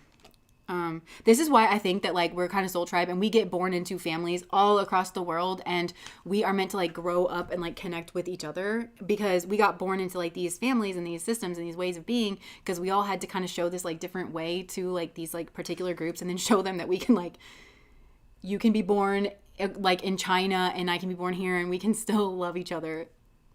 Again, it's like this surface level energy of like being obsessed with the body is what I'm hearing as well. Some people might be obsessed with your body, something about it, like because they try to put you in a category because of something about your body, because of the color of your skin, because of how you like to dress. Like maybe you wear a lot of colors. And so they're like, oh, well, you're this like artistic creative type. So we can't take you seriously or something like that. Or you're a female or you're a male. These are people who try to like put people in categories and then not let them express outside of what they feel that the category should allow them to express. I love you so much, but I keep running from you. I don't understand why I do this. I feel like people feel whacked out around your energy because they're like, I love you so much, but then like I keep running from you and they don't understand why. And it's because they have this thing to confront within themselves. So I hope the future will bring us together. I feel like you could be a person who's like left a lot of people here in your past look, please forgive me. I know I messed up. So it's because I think people kind of get ashamed of the things that, because you bring out in the face of your energy, which is like a very strong mirror. I think people can hear themselves more clearly. Like when they say hateful things, or then they get ashamed and they don't feel that you will ever kind of like forgive them. And I think you might be a person who, again, like moves on, or, you know, if somebody is being messed up, you're like, okay, well, I don't really want to deal with that, you know, and you have plenty of friends, or you have like other avenues, but yeah, please forgive me. I know I messed up. I hope the future will bring us together. So I think you have a lot of people in your wake that, like, actually over time, as they've started to kind of digest this and think about your energy, they really have, I'm hearing they want to make amends with you. As people start to heal and they like amend this and they understand that you were right all along. I'm getting that. I'm literally hearing like, and they understand that you were right all along about them. You were right about them, and you were right about the group that they ran with, and the way that they, when they realize that you were right, it's like they just are so sorry, and they do actually want to reach out and make amends, but they feel like they've kind of tarnished their reputation with you, and they don't know like if you'll ever believe them. So it's funny the way that these people interact with your energy, because by their own admission, you're a very loving, accepting person, but then they're like, oh, but are you going to be loving and accepting towards me? I don't know. And for some of these people, maybe they did mess up bad enough to where you don't want to be. I struggle with revealing my true feelings and emotions, but I love you more than you can think. Yeah. So a lot of these people, they're like, they struggle to express themselves. And again, I think this comes from the fact that they know that they put people in categories, and that when people say the wrong things, they don't give them a lot of grace. They don't give them a lot of leeway. And I think these are people that, they don't forgive. They're so condemning. I'm hearing like they're so condemning, and they're so quick to judge other people based on one little detail, that they'll make somebody's entire personality. And we see this play out on like the news media all the time, where it's like, oh, I know this one thing about you. And again, I've shoved you in a category, and now I've just stopped relating to you. So this person, again, they project their own inner state of things outwards onto you, and they think that you're going to do that to them, when in reality, that's not your energy. That's their energy. All I'm thinking about right now is how attracted to you I am. They think you're putting yourself first right now, and they're trying to be somebody that you can trust. Yeah. So people actually misunderstand quite a lot about you, but I think they get like very pleasantly surprised to learn that you are not like this demon that like they need to portray you as, or their psyche does. This is reminding me of, I'm just going to tell you this like little story, and I think we're going to kind of wrap this up. But so I studied religion for my first couple of years in college, and in my intro to religion class, we learned about like a lot of different world religions, and every Friday for like 15 or 20 minutes, we would have a new like guest speaker that would come in from like different world religions. And it was actually really interesting. So they would talk about like their life experience, their faith, how they got to the faith, like were they born in it, like, you know, whatever. And I remember like looking on the syllabus, and there was a witch that was coming in like around the middle of the semester. And this was when I was like very, very Christian. And even in my Christian years, I really like to think that I was like more open-minded. I do have a lot of shame and like around like you know, trying to reconcile like what I was told like in the Bible and like, you know, other people. But I really always was like very open-minded and very loving, and I've always had friends that were like I've always had a ton of gay friends, like for instance, and my gay friends would even ask me about that. And like one of my friends was like, you know, why are you even friends with us, because you have these like beliefs? And I was like, well, I know you're not evil. And I just said it like that because I was like, I know that they say that, but I know that you're not evil. But like, and I had shame because I always felt like maybe I wasn't living up to some kind of standard, or maybe I misunderstood something, or like, I don't know, it was like messed up. But anyway, so when I saw the witch thing, that's what it happened in my mind, because I was scared, and I didn't want to be scared because I always value listening to people and being very open-minded, and I wanted to be a pastor, but I wanted to come to that by way of learning truly about these other religions. So I was actually very fearful. And when this like witch lady came in, I was expecting her to be like a caricature of a witch, honestly, like just dressed in black and like, you know, blah, blah, blah.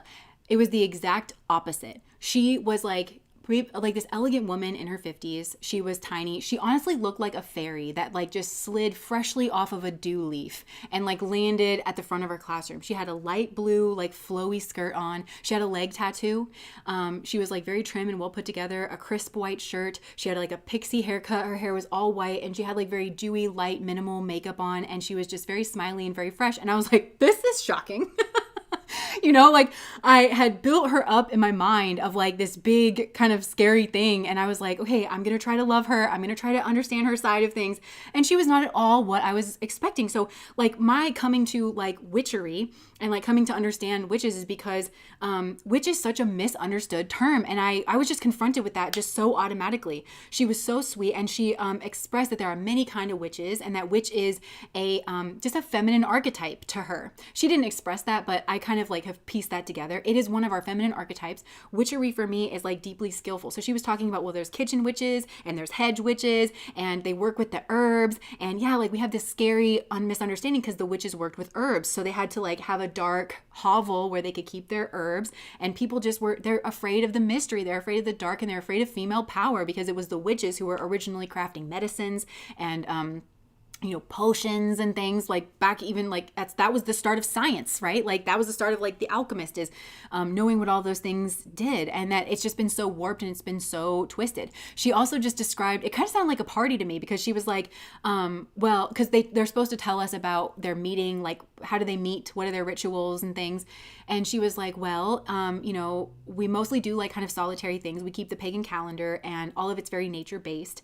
And we try to like give back to the earth. But she says they do conventions where they go to hotels. And it's basically these women who sound like a good ass time, to be honest. Like I'm going to start going to these if I can ever find out like a place to go to. But, and they go and they hang out at these hotels and they laugh and they have meals and they have drinks and they share their lives together. And yes, they do rituals, but it's like mostly nature-based rituals, or it's like they hear each other when they're struggling and like when they're going through a hard time, and they might do a ritual to like boost someone's self-esteem or self-confidence or, things like that. And it's not like scary. It was completely opposite of like what I thought. I was always taught that like a witch was, and that has always really stuck with me, this beautiful woman. And I was just drawn to her. I was just drawn to her energy more than I was drawn to anybody else that like came to speak at all. And I was interested in what she had to say, and it just got me very interested in like, I really have a lot to dismantle around like this certain thing. So I think it's a similar experience with you where it's like, they build up in your mind like these categories, like what they think that it means, and they're rigid, and they need to put themselves in positions where they can challenge those. And I think that you can be very confronting, and that actually reminds me of pile number 1, where I was saying like you're that torch energy, the vacate, where you can stir up people's fears and their 8th house and just encourage them, like investigate for yourself, really actually get to connect with people, get to know people, and that was just an experience that like will always stay with me. And she owned like a witchy shop and everything. And she was very independent, and she just didn't fit into like the norms of society. And she was like, honestly, one of the most beautiful human beings I've ever seen. Like she just glowed from the inside out. And I'll just never forget that. I'll just never forget that like that woman was a witch, and she was more, the way that she positioned it is like everybody has a little witch inside of them. And it's more thinking about like, where do you connect with craft? Where do you connect with skill? Where is your skill set? What do you bring to the forefront? Where are you independent? It's Mercury. Like it's very, Mercury is like the connection from the divine and the earth. And it's very service oriented, and it's very knowledgeable, and it's very skillful. And so I was like, yeah, well, what kind of a witch am I? And so when I named my channel, I was like, I'm a chaos witch, because I have been dealt a lot of chaos, and like Mercury, I can kind of make an order out of chaos, especially when in the realm of behavior and love and relationships. And so I just think everybody's got a little witch in them, and it's not a matter of if you're a witch. It's just what kind of a witch are you? And witches have been scapegoated throughout society. So. And it brought me into witchcraft. Me too. Like, and that's why people ask me sometimes if I'm still Christian. And like, my answer to that is it's hard for me to say that I'm not a Christian, because to be honest, like Christ saved me, not the Bible, like actually Jesus in the Bible and his legacy. He is like still to me, the coolest, most raddest dude. Like he is just a living embodiment. He was anti-establishment. He was not a Pharisee. He was not a Jewish like preacher in like going along with everything. He was very critical. He did his sermons. He was the rabbi. He did his sermons outside of that conventionality. He was very critical. He did not believe in like money changers in the temple and things. Like he was the first to kind of call people out. He's also brave as hell. Somebody who would just go into the leper village. And I'm very scared of germs, to be honest with you. And like, I always was like, to have enough faith in God that you could just walk into the leper village, like I want to have a faith like that, Thank you so much, Gray the Gold Witch, for the $20. I had a dream a couple days ago that you were showing me and other patrons your collection of tiny chairs with small, unique details on each one. And I can't seem to psychoanalyze it, but I want to share. Oh my gosh, I'm getting so much from that already. But yeah, so when people ask me if I'm a Christian, it's like, I do feel like I'm a Christian because I literally followed Christ out of the darkness. And, I'll never forget this too. Like I learned this in school. There's over 20,000 different denominations of Christianity across the world. There's over 10,000 denominations of Christianity in the United States. And not all of them can even believe that, agree that Jesus is the Son of God. You know, the Nicene Creed was trying to get everybody on board with that. Not all of them can even believe that. So it's like there's so many different versions of Christians. And I do feel like I'm a Christ. I have an immense amount of love and respect for Christ. But I also have this like view, kind of like Gandhi, where he says, I love your Christ. I don't like your Christians. If your Christians were more like your Christ, then the world would be a much better place. And again, it's because there's a huge streak of hypocrisy in Christianity, because a lot of people go there afraid, and they go there to like bolster their image and their reputations. It's not actually deep work for them, because if it was, I think it would lead them, they would be more accepting. There would not be this kind of like way that people, Jesus was not that way. He just wasn't. And either you're not reading about Jesus, or there's an issue with reading comprehension, to be honest, just to be honest. There just is, you shouldn't be spoon-fed about things. You need to investigate for yourself. I think Jesus was a living symbol of that. And also, like, he was not about, like, he spends most of the Bible, like, in a robe on a donkey. Like, he was not about, he was the man who said, build your wealth in the land that will not pass away. Don't build it here. And somehow it's just been like completely twisted. So labels and like the categories and stuff, I'm not with it, because if I tell people that I'm a Christian, it's like I have to explain so much, and like I just kind of can't do it, because I think if you really do know Jesus, like, he's a fucking rebel. He's a rebel. Yeah. So I'm cool with the mystery. Okay, so going back to this like whole thing with the small chairs. That's so funny, like with the little details. I don't know, like maybe it's like, I don't know, I'm picturing like Arthur and the Round Table, like we all have different detailing in the chairs or something. I probably could go like wax poetic about that. So he really is a rebel. Same, exactly that. People don't take time to ask me. They just assume and move on from what they learned. Yes. And in the book club, A New Earth, with Oprah Winfrey and Eckhart Tolle, when they were going through that, Oprah brought up something where she was like, I hate the questions that people ask of like, well, what do you do? What school did you go to? And she was like, you can tell that they're looking for the bite-sized answer, so that they can just shove you in a category and then just only relate to that category, so they can judge you, so they can put you up on some kind of hierarchy of like, well, can you get me ahead? How can I use you? Like, are you somebody I need to take seriously, or can I demean you? Like, it's people are like looking for that, and it's not holy. There's nothing like good about that. And I feel like it's the same way, like, and also this goes like with like political beliefs or any kind of beliefs. Like in my old age, the ripe age of 36, like, I'm more I don't like it if I think I belong in one camp or another. Like, okay, this is the stance that I take on an issue. I used to kind of think, well, I need to figure out what stance I'm taking on this issue. Now I sort of ask myself, like, could I write a 3-page paper on this at minimum, where I'm just describing like what I think? Okay, I think it's mostly this, but here are the variables that I know intersect with this. So if this happens, or if that happens, or if there's too much of this or too little of that, I know that's going to change the stance, like here on this issue for this, and this reason. Like, can I talk about the nuance? Can I talk about the complexities in a way that is coherent and intelligent? And if not, what are the holes like in my thinking around it? And that is when I feel like I truly actually know what I think about an issue. And it also kind of remains flexible, because I could potentially learn more things about that. And I also hate that there's certain people who weaponize that, and they're like, well, if you learned more, then you would take my stance. And it's like, it's not about funneling yourself into a fucking category. Like, stop. Sorry.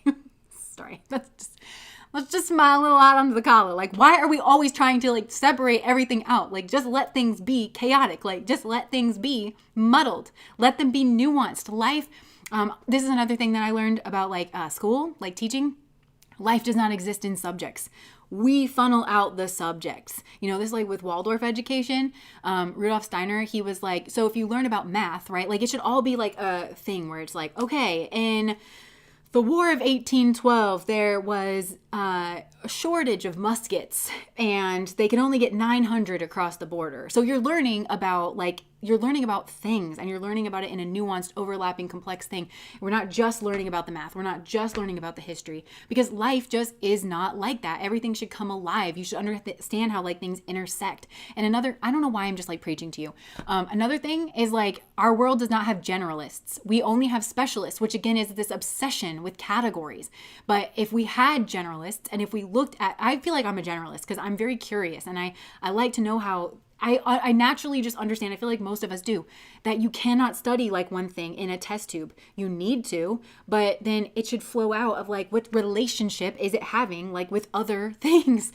And it just feels so natural to me. And I just feel like our world does not value that kind of like generalist perspective, or like life does not unfold in a test tube. It just doesn't. So if you want to shove people and places and things into categories, do so. But just know that you're not going to understand the truth of it, and that you're cutting off things at the root. And I don't know why I've gotten up on my high horse in this reading, but I really have. And I apologize for just kind of like, I've always gotten that feedback. My mom used to be like, Jessica, you're preaching. Like whenever I was little, because I just get so passionate about things, and I just have to like,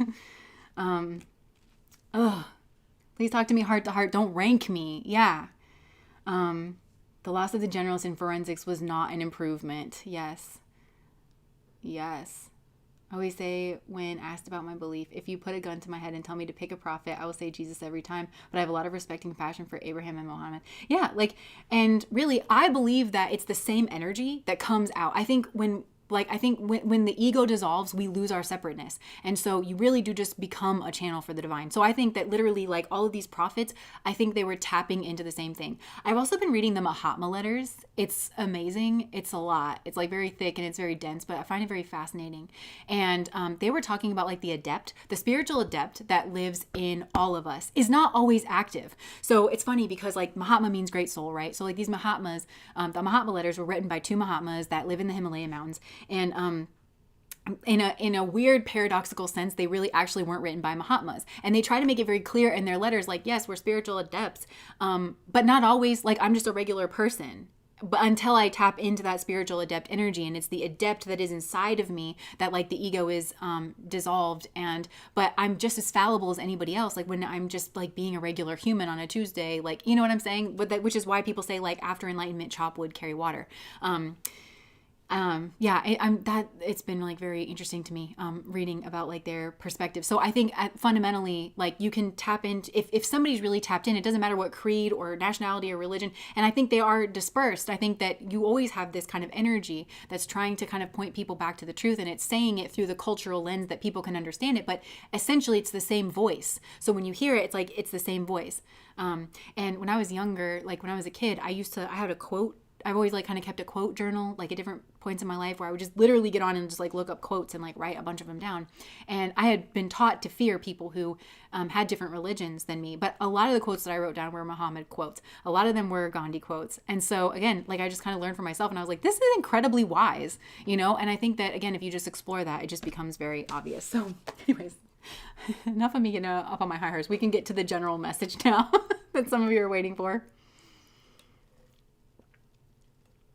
I just have the candle in the background. If you didn't know, I do actually sell candles, and we do like the witchy candles. So if you have like certain kind of an intention that you can connect with, but also we have fall candles that are amazing. You know, it's Halloween into Thanksgiving, so Alex can drop like the link if you guys are interested in buying those. I never really like plug them anymore, but they're really cool candles. When there's fear, there isn't love. Yes. Okay. So.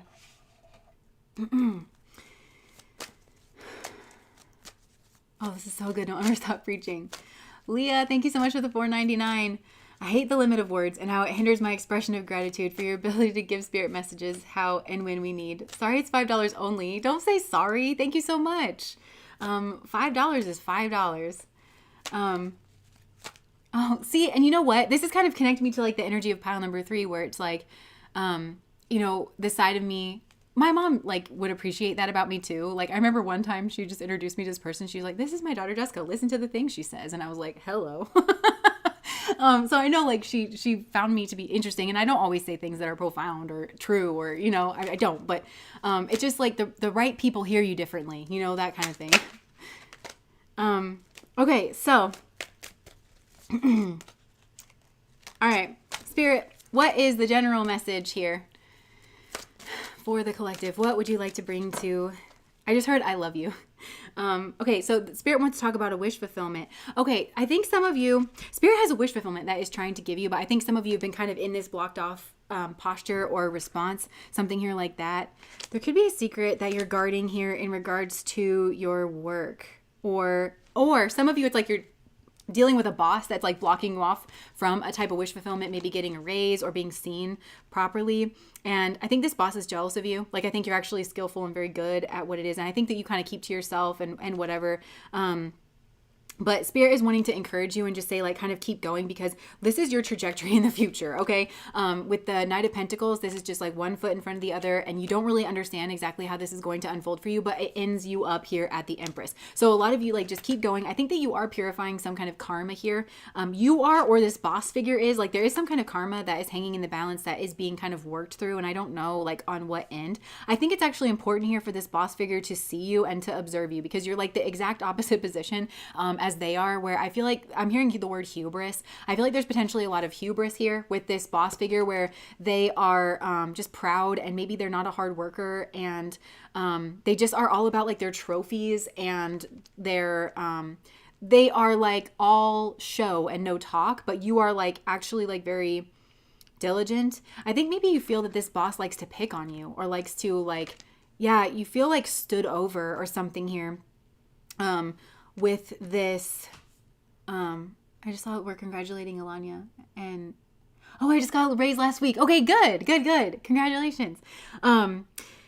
Yeah, so I feel like you have just maybe kept to yourself, and you've been just like working very diligently here, and somehow this is going to lead to a wish fulfillment, because there's going to be a switch in perspective here, because I think you could potentially give like very quick results, and you might even say something that is, you're very creative. I just heard everybody's so creative. I can't remember the name of that channel, but it's on YouTube and it's hilarious. Anyways, that's not the point of this. So, yeah, like it's really creative. And I think that you have a knack for teaching people and for inspiring people. Like you're really good, like maybe as a trainer or something like that. And yeah, I think I don't know what this other energy is that's going to be seeing you differently or giving you this opportunity, but I feel like this boss figure that you feel like is really, manipulative and underhanded and trying to keep you stuck. And believe you me, this is a boss figure here that's going to try to keep you stuck. You do have this kind of like in your atmosphere where they're very just jealous of you, and they know that you deserve more than what it is that you're getting, and they just don't want people to see you, because then they would see them clearly, that they aren't really, like, you actually are very talented and you are very diligent, you are very hardworking, and this person just doesn't want people to see that, because you're a threat to them. Basically you're a threat to them. So I don't know what this other influence is, or if it's like you're going to potentially get another job, or some of you are going independent, like you're gonna maybe you're working like really hard and you are going independent, but it is going to cause a shift here in perspective. And basically this boss figure is going to get their karma, and they have a lot of anxiety here. And I think people are actually, what this boss figure, that's the karma. I think they're trying to outrun people seeing them for who and exactly what it is that they are this person who is jealous and keeps people stuck and doesn't actually like follow through with things. And people are going to see you for exactly who you are. And it's going to cause this person to crack and to have to like reflect here on themselves. Look at this negative, nasty energy. This is the energy of this boss figure, but, where they're manipulative, they're hidden, they're sneaky, they maybe confuse people. There is something here like where it has to do with like an option, or there might be something that you do or say where if you feel like this boss has been saying like the wrong things about you to the wrong people, there's gonna be something that you do or say that's gonna pitch that into like some kind of crisis where it is gonna cause somebody to like look at the situation differently, and you will be moving on here in some way, shape, or form. Although I can't really see how this is here quite yet, but Spirit is just wanting to reassure you. It's like, just kind of keep at it, keep minding your business, gray rock here around this boss. Because if some of you like need this job, or it's like you need the provisions or something, like just, keep doing that, keep going. Because you are going to be independent here in some way. This is very specific. So it might, this might not be for everybody. Like sometimes with the general messages, I feel like they might be trying to kind of like hone in on somebody here. But another way that I could read these cards is like maybe you do have this wish fulfillment and you're working really hard behind the scenes. Some of you wanted to actually bring some kind of an offering here to a person that you are viewing as an empress, but you feel like you're like this this Eight of Pentacles, Knight of Pentacles kind of an energy. So you're actually working very hard behind the scenes. Maybe you are actually independent. You are looking to be in a relationship. I do think in this scenario, you would have your eye on somebody here. And this person is your wish fulfillment, but you are kind of like trying to hide a little bit behind the scenes. Speak to my boss. Yeah. Okay, what else, Spirit? Yeah, there's something here going on behind the scenes, and it's like confusing you or it's confusing other people. What do you want to say about that, Spirit? Something about like being very sweet, but then being like overly reacted to, like stabbed in the back, betrayed. Because I just saw the Page of Cups. The Page of Cups is like very sweet, very unassuming. It's like, I don't know, it's almost like, why would you have a problem with this person? Kind of a thing. Like, I think there's something, again, about you where when people mistreat you, it really is a red flag for people because they're like, only a problematic person would have a problem with this human being. It's weird. It's weird. So they might be outing themselves here.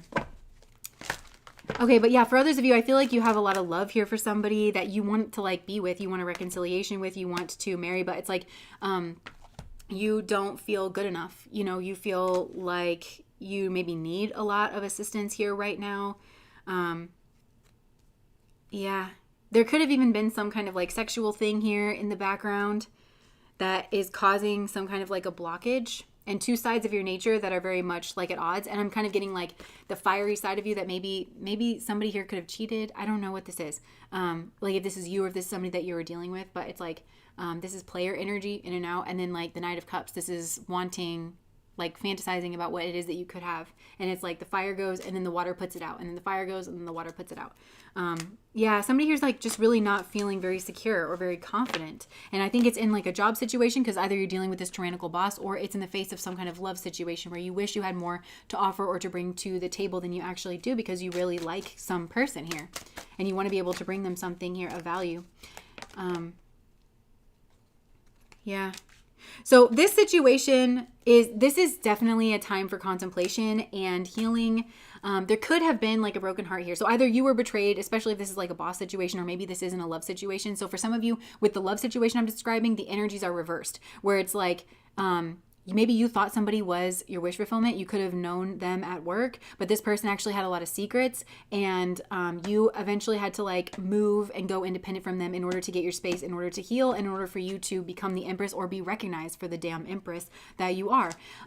If that is the case, then I feel like this is somebody else who potentially did break your heart, backstabbed you, potentially at work. Maybe there's something here to do with work, or like maybe somebody travels for work. And this person wants to actually come back. They want to actually make things right. I think some of you, I'm supposed to be telling you that this is this person's perspective because maybe you have been praying for like karma. You've been praying that this person understood how badly they hurt you or that they broke your heart or something. And Spirit is actually helping this person to understand your worth and your value. And so this person, so depending on which side it is, it's like if you're the person who wants to come towards this person, you're feeling frustrated that you can't. It's because this is a time for contemplation and connecting with your intuition and really leveling up and cutting ties with some kind of like negative behavior. And some of you maybe even like, again, like a negative religion, a negative leader, a negative viewpoint, something like that actually caused you to sin, to cause you to error in this way where you hurt this person you now recognize as your soulmate, now recognizes your beloved. So you need to actually cut ties. You need to make amends. Like if this is you, if your perspective is that you were kind of wanting to go here towards this person, but if you were the person that was hurt in the situation, you couldn't for the life of you understand why somebody wasn't seeing you or treating you properly, even though you felt like you were each other's wish fulfillment, then just know that this person's kind of being put through their paces.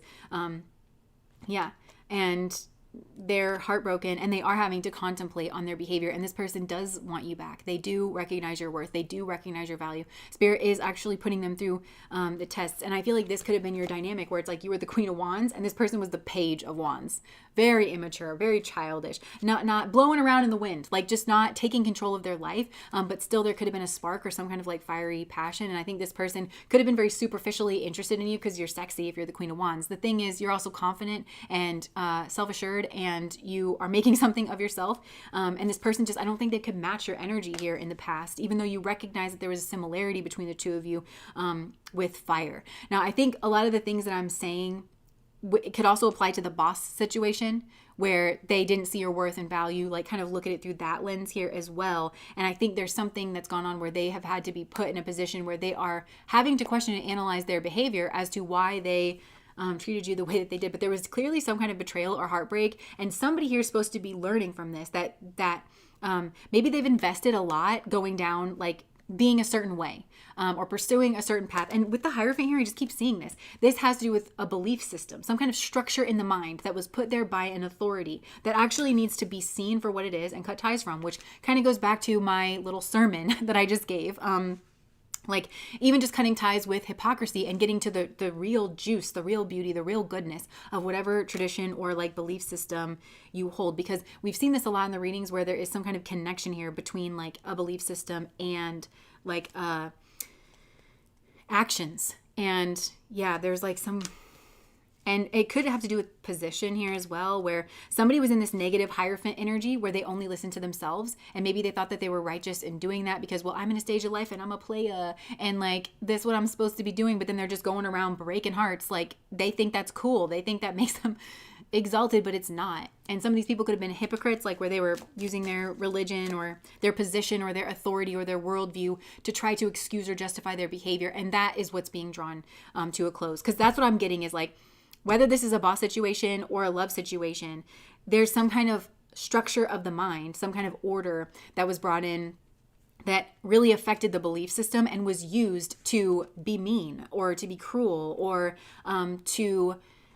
it was like a false philosophy that was weaponized like against other people. And if it's a Hierophant, it's meant to be divine. It's meant to be connecting you with spirit. And so spirit has its own karma in this, where it's like, you can't use me to justify your bad behaviors. You got taken in by some kind of charlatan that is it's weaponizing spirituality or religion or traditionality in order to get you to sever relationships with your family, sever relationships with people you love, to betray them, to treat them badly, and to think that's divine or righteous or okay. And it isn't. So that needs to, in no uncertain terms, be cut away from in order for this person needs to heal. But they also need to be experiencing isolation. So some of these people, it's like they're in shit work situations. They feel very isolated, so they can do a lot of thinking and they can do a lot of processing and come to terms with the fact that their behavior has not always been honorable.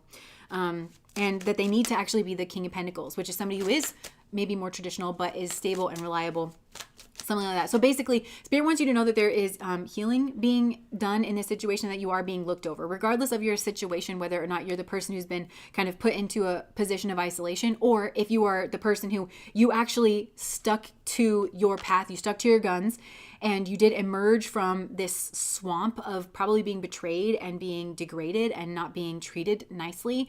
You have actually managed to emerge from this and actually become the Knight of Pentacles, which then leveled you up to the Empress. This is very much like slow and steady wins the race. Regardless of where you are in this situation, all this is very divinely guided. You are being looked over here by like your soul family, and any conflict that is going on internally or externally was put there for healing reasons, for you to like contemplate, understand like the mysteries of it, so that you don't have to keep repeating these cycles, because there was a belief system here. There's some kind of system that causes pain to other people. It needs to be seen for what it is, because it's false. It's false doctrine is what I'm hearing. It's false doctrine. It's pretending to be holy. It's pretending to be something, and it just isn't. I'm hearing the hypocrites got a hold of it, and you're getting your information from the hypocrites instead of getting it from your heart, or learning about it directly, or getting it directly, like I was saying, directly from Jesus, because Jesus wouldn't be saying the things that these hypocrites are saying.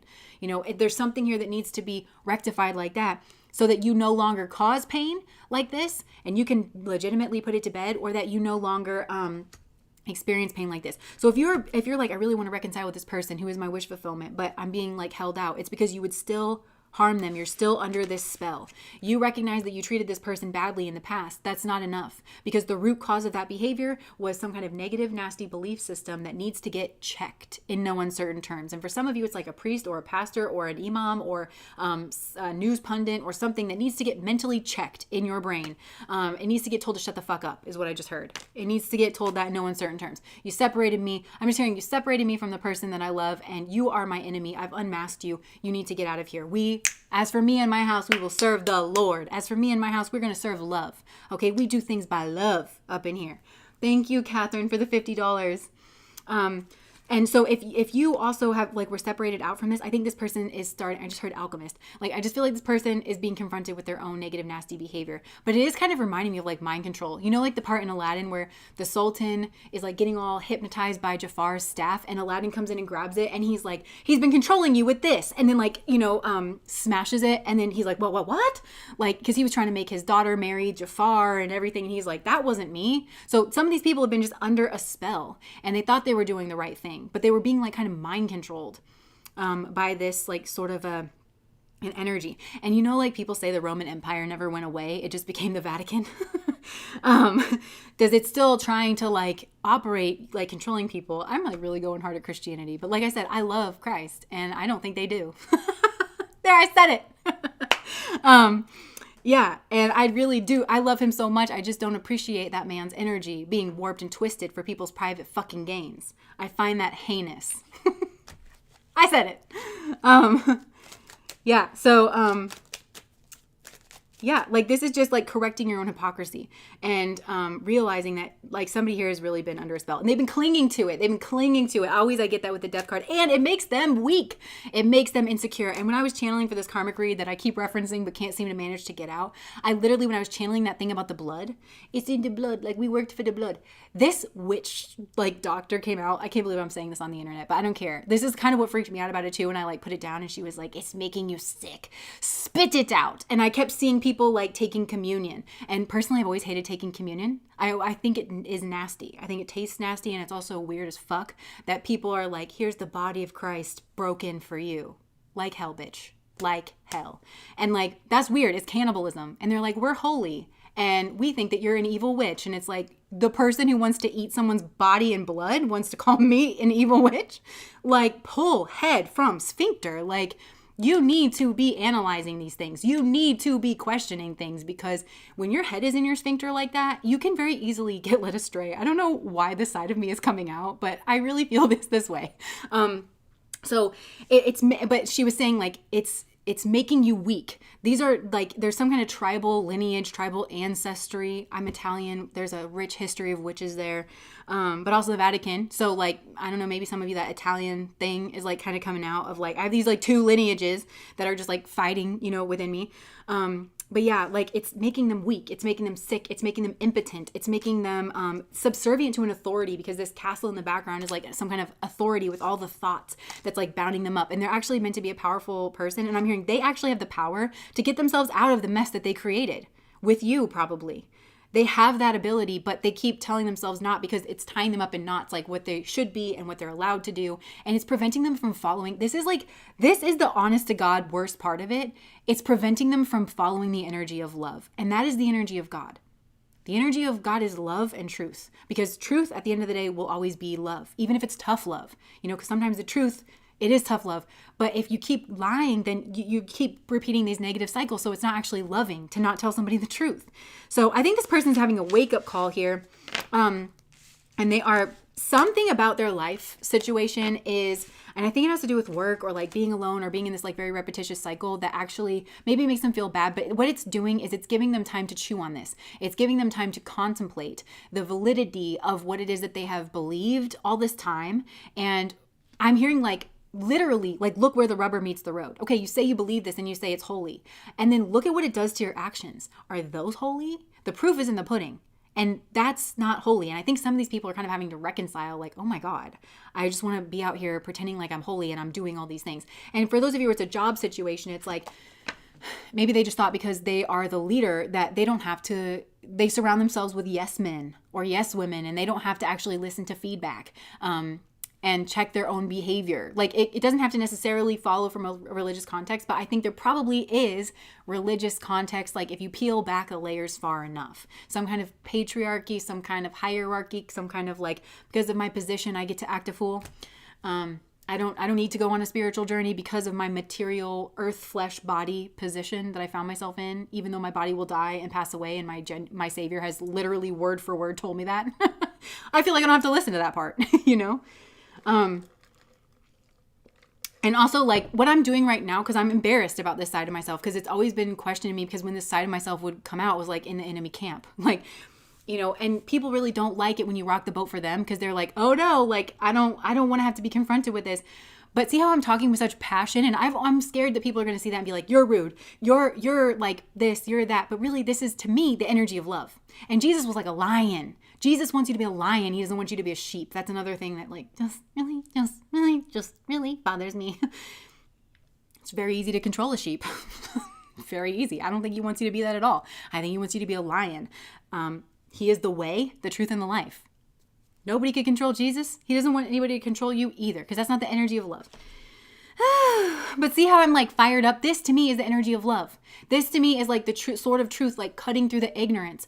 And this is what it looks like when people love you. And when they just refuse to stand by while Jafar is like, messing with you. They're going to smash it. And like that needs to occur more and more. And I think people wanting to connect with you on whatever level is going to make them question their beliefs and question like the spell that they were under. Because I think for a certain, when you're doing that ritual of like taking communion, that's a ritual. This is the other thing.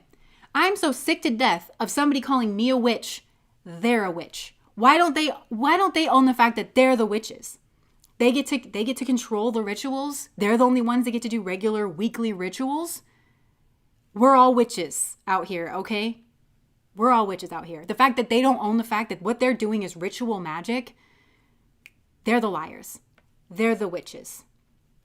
Anyways, when you stop taking that, when you stop doing that unholy ritual, then you can be free. Oh. Yes, it only helped them so much, period. Yes. But what kind? Like that is the thing that like really, really kills me, because they want to, and there's something here where it's like, they want to turn it on you. Like, why are you a witch? And that's such a scary thing. Meanwhile, they're the one doing witchy shit for nefarious reasons. They're projecting it outwards onto you. And the other thing, and I'll just leave it here, is they had to kill us. They had to kill the witches, because a witch can tell you more about Christ than the church has in 2,000 years in 2 seconds. Because the story of Jesus is the story of the sun throughout the zodiac. Literally, he was born in a manger, no crib for a bed. That is Uttara Ashada. And that is unstoppable victory. It is the symbol of the mongoose that overcomes the lower natures. The symbol for Uttara Ashada is a bed, a bare bed, the manger. And also Uttara Ashada is the height of the sun, S-U-N. Jesus was the Son of God, S-O-N. Jesus is the sun. The sun is the symbol of masculine energy. So the story of Jesus talks about the masculine journey around the zodiac. Jesus was a healer. That's Ashwini energy. The sun exalts in Ashwini. This is the story of the sun. And I'll tell you this is another thing that like I really got. This is what just happened to me. Some people are like, Jessica, you're a Christian, and how? Ashwini is the twins. They are the twin sons to the sun god Surya, and they are healers. They travel around and they heal people by like the laying of hands, and they're not afraid. And reading that, I was like, Jesus is the most Ashwini figure I have ever seen in my entire life. That man has to have a twin. And I just kind of kept putting that out. I kept chewing on it. I would do like a lot of research and stuff. Well, do you know, I think it was in the Gospel of Thomas. It's in one of the Gnostic Gospels. And I learned this from Elaine Pagels. She's a great biblical scholar. And she said, Jesus has this quote, because Jesus, like many rabbis and frankly, many spiritual teachers of all times, has a secret doctrine and he has a public doctrine. What we know is the Bible, that we first knew about that in Alexandria, which Mark like established the church of Mark in Alexandria, and it kind of comes from that lineage. And it's Mark 4 that says basically that Jesus had this secret doctrine that he taught to his gospels. That's not at all uncommon, because you do not tell spiritual doctrine to the spiritually profane. They will hear it, they will misunderstand it. Jesus was no different. Jesus actually spoke in parables to confuse people, to confuse the spiritually profane. A lot of people think he spoke in parables to make things more transparent. No, he didn't. No, he didn't. He was saving you from yourself and trying to kind of turn you away. So that list of the Gospels that originally became the Bible, that was what was approved to be the front-facing teachings of Jesus, what people could handle, kind of like looking into. But there were these secret teachings. So in one of those secret teachings, there is a quote in there that says, "He who drinks from my mouth becomes like my twin." And I could have just collapsed in a heap of tears because I knew he had a twin and I was looking for it, and it was me all along, and it was you all along. It was the people who can hear him, those with ears to hear and eyes to see, that could actually drink like this and become like my twin. That was always his thing. You are to be the son. You are to be the lion. This is the promise of being a human. This is the promise of being man. And you can heal yourself. That's what the whole thing was. And that's the story of Jesus. And I'm a witch. And I can tell you that about Jesus. And the church will never tell you about Jesus like that because they want to control people's minds. So they had to kill us. They had to. Because we would just point up and be like, remember? All religious traditions from all over the world, that's where they come from. Up there, they're the story of the stars. Because we all connect. We are literally illiterate because the language of the stars is universal. All of our cultures all around the world spoke that language. And that's why they left that language in their buildings, in their religious teachings, in their paintings that we can find. It all makes sense when you look through the lens of astrology. The Bible makes more sense when you look through the lens of astrology. There's so much astrological symbolism. So know this and be free is what I'm hearing. Like, drink of this and be free. Why did they teach you to be afraid of witches? Because a witch is going to tell you the truth, just like she did today. That's why. Fear and entrapment and power. That's why. So yeah, spirit found me. And you know what? It's like, if you have a genuine true heart and the courage, lion, courage, not a lamb of like, whoops, I wandered off the track that you were supposed to put me on, oh, mind control daddy in the sky. If you're a lion and if you're courageous and you connect with your heart energy and you follow that wherever it goes, that's your reward. That's your reward, is you see the truth of Jesus and you see the truth of these things. I don't know why I'm like preaching. It's because I'm a preacher. I wanted to be a preacher when I was young and I'm doing it now. Yes. So, yeah, and isn't that funny how they seem to do all of the, I'm not going to read it because I don't know what I can say on YouTube, but Vidya Rags Maisley in the comments, she said something about what they do. They do the exact opposite things that Jesus taught us to do, and then they want us to think that they're Christ-like. Like, please. Okay. And here you are. Mind control daddy in the sky. Yeah, because it's all hierarchical. They just want you to abandon your mind and believe the person who's in charge, who gets to tell you what to think. Yeah, my Catholic school sister calls him Sky Daddy. Powers and principles do the opposite. Yes. So anyways, I think that's all I have for you guys today. Thank you so much for watching this. For those of you who were not able to join us, we still held you in spirit. And thanks for those of you who were able to join into our Chaos Coven and our weekly Friday meetings. Mind Control Daddy in the Sky merch. Oh, Mystic Goddess, you made me cry. I hope it was like cathartic tears. Okay, yes. Beautiful, beautiful. All right. Thank you guys for showing up today. And I'm going to go have some lunch. I hope you guys have a good rest of your day or night, whatever it is. And I'll see you guys next week. Those of you who are patrons, we don't have a Patreon video this week, but I will catch you next week when we do our live stream over there. And I don't think we figured out what we're doing for the live stream. So if you want to leave some suggestions in the comments over on Patreon, we'll try to figure out what the topic should be for our live stream. Okay, bye guys.